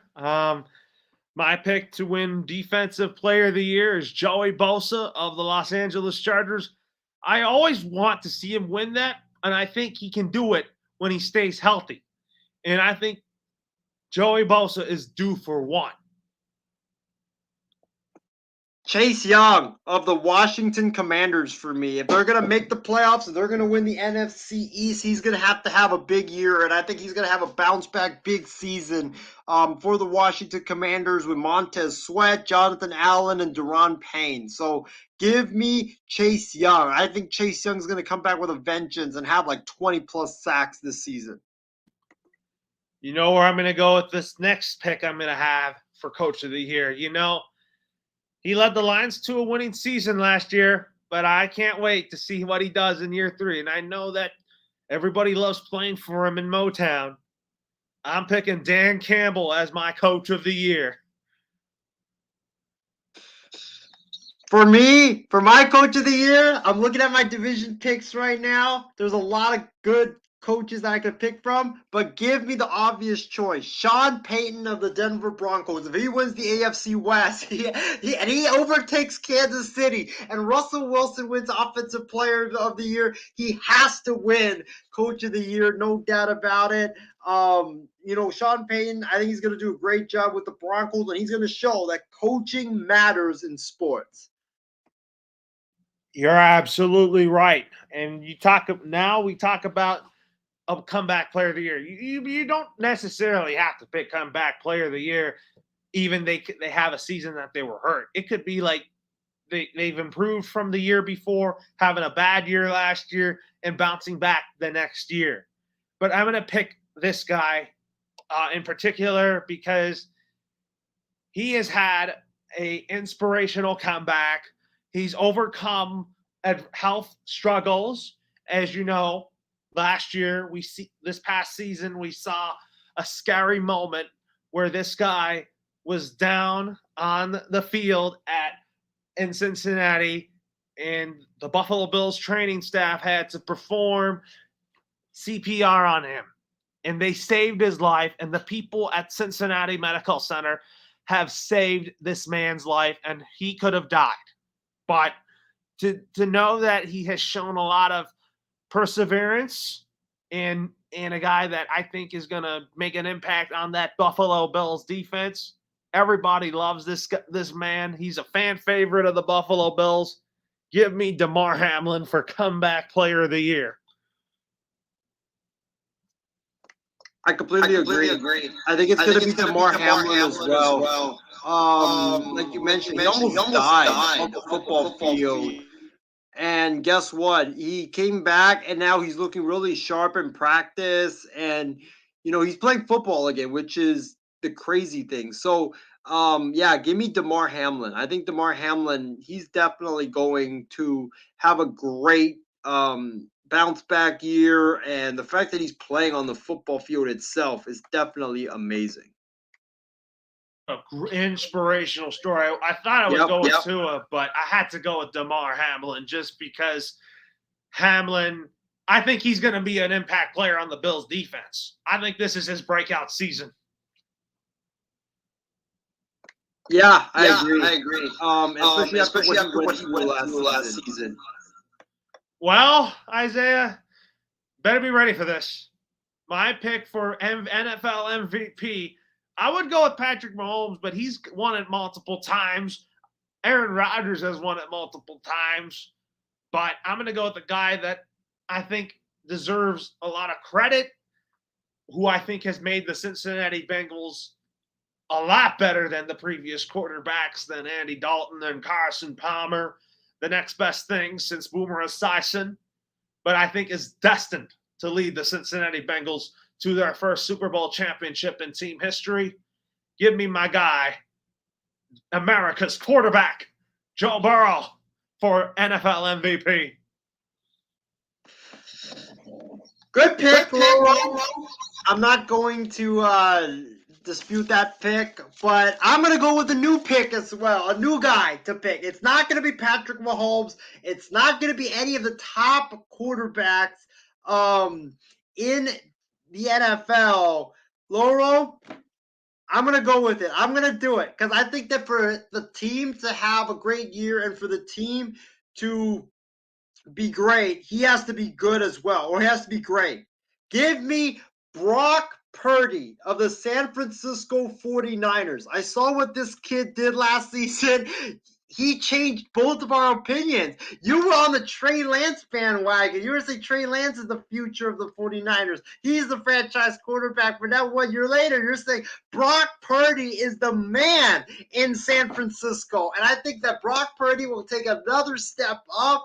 I think that with the weapons that he has, Ayuk, Deebo Samuel, George Kittle, McCaffrey, he's going to look great. And Kyle Shanahan calling the plays, he's going to look great. Give me Brock Purdy to throw for at least like 4,000 yards, and he will throw for at least I'm going to go with 28 touchdowns and 6 interceptions. I think you have a great year from Purdy, and he shows that he is the man in San Fran. Let's see if that happens. That was one of the delusional takes that I've ever heard for NFL MVP. And I picked Joe Burrow because he's gotten better each year since the ACL injury. Although Aaron Rodgers has won it multiple times, I have Jalen Hurts up there too, but I had to pick Joe Burrow just because of why I think the Bengals are going to continue to get better. But here's some closing remarks here. I mean, we're going to get kicking it with Cruz back potentially tomorrow, and also Sports Weekly Friday. I mean, there's a lot of things to be talking about here with the MLB trade deadline. Can't wait for what Isaiah has to say about those. And then when the NBA starts up again, can't wait to talk about who's going to be 1 through 10 in the West and the Eastern Conference, and talk about if the Lakers are going to get one more center to kind of help with the depth that they have, which I think they need to get a backup center though. But what are your final thoughts, Isaiah? Laurel, it was a great show, man. I know we had a little bit of tech issues, but it was great to get over those issues and have a great show. It's great to have football back, man. I can't wait for the Hall of Fame game tomorrow. I can't wait for the NFL season and preseason to get started, man. I'm watching a lot of like Brock Purdy, highlights. I'm dying for football right now. So I can't wait for that. But yeah, welcome back. Extra Point. Welcome back. Football season, man. And it's going to be a great year. And we have a great killer intro and outro, man. So I can't wait to come on here and talk football with you guys every week. Oh, I think it's going to be good. For Isaiah, Loro signing off for now. Everybody have a great night. And then the next time we see you is possibly with Kicking It with Cruz. I might be on part of his shows for Patriots-related stuff with Ben. I'm talking to him about that. And then Sports Weekly will be somewhat to be determined. Let me see here. Sports Weekly is this Friday. So then with Sports Weekly, then we'll talk more about the trade deadline and the Pro Football Hall of Fame. And then if there's any NBA stuff, we could talk about if the Lakers are going to get Christian Wood or something like that. I'll talk to you more about that, Isaiah, off the air. We leave you with this.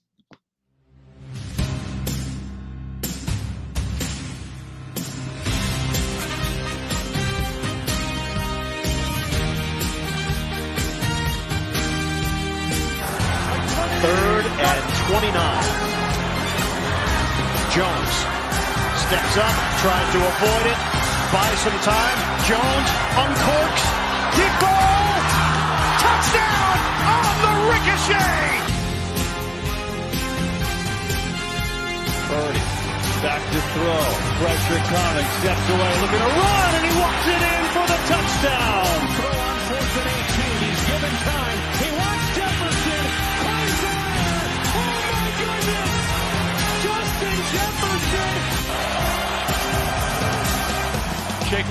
Jacobs with running room right up the middle. Jacobs is on his way.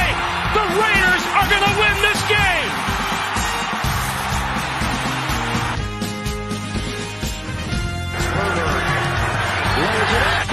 Intercepted Trayvon Diggs. Guess who?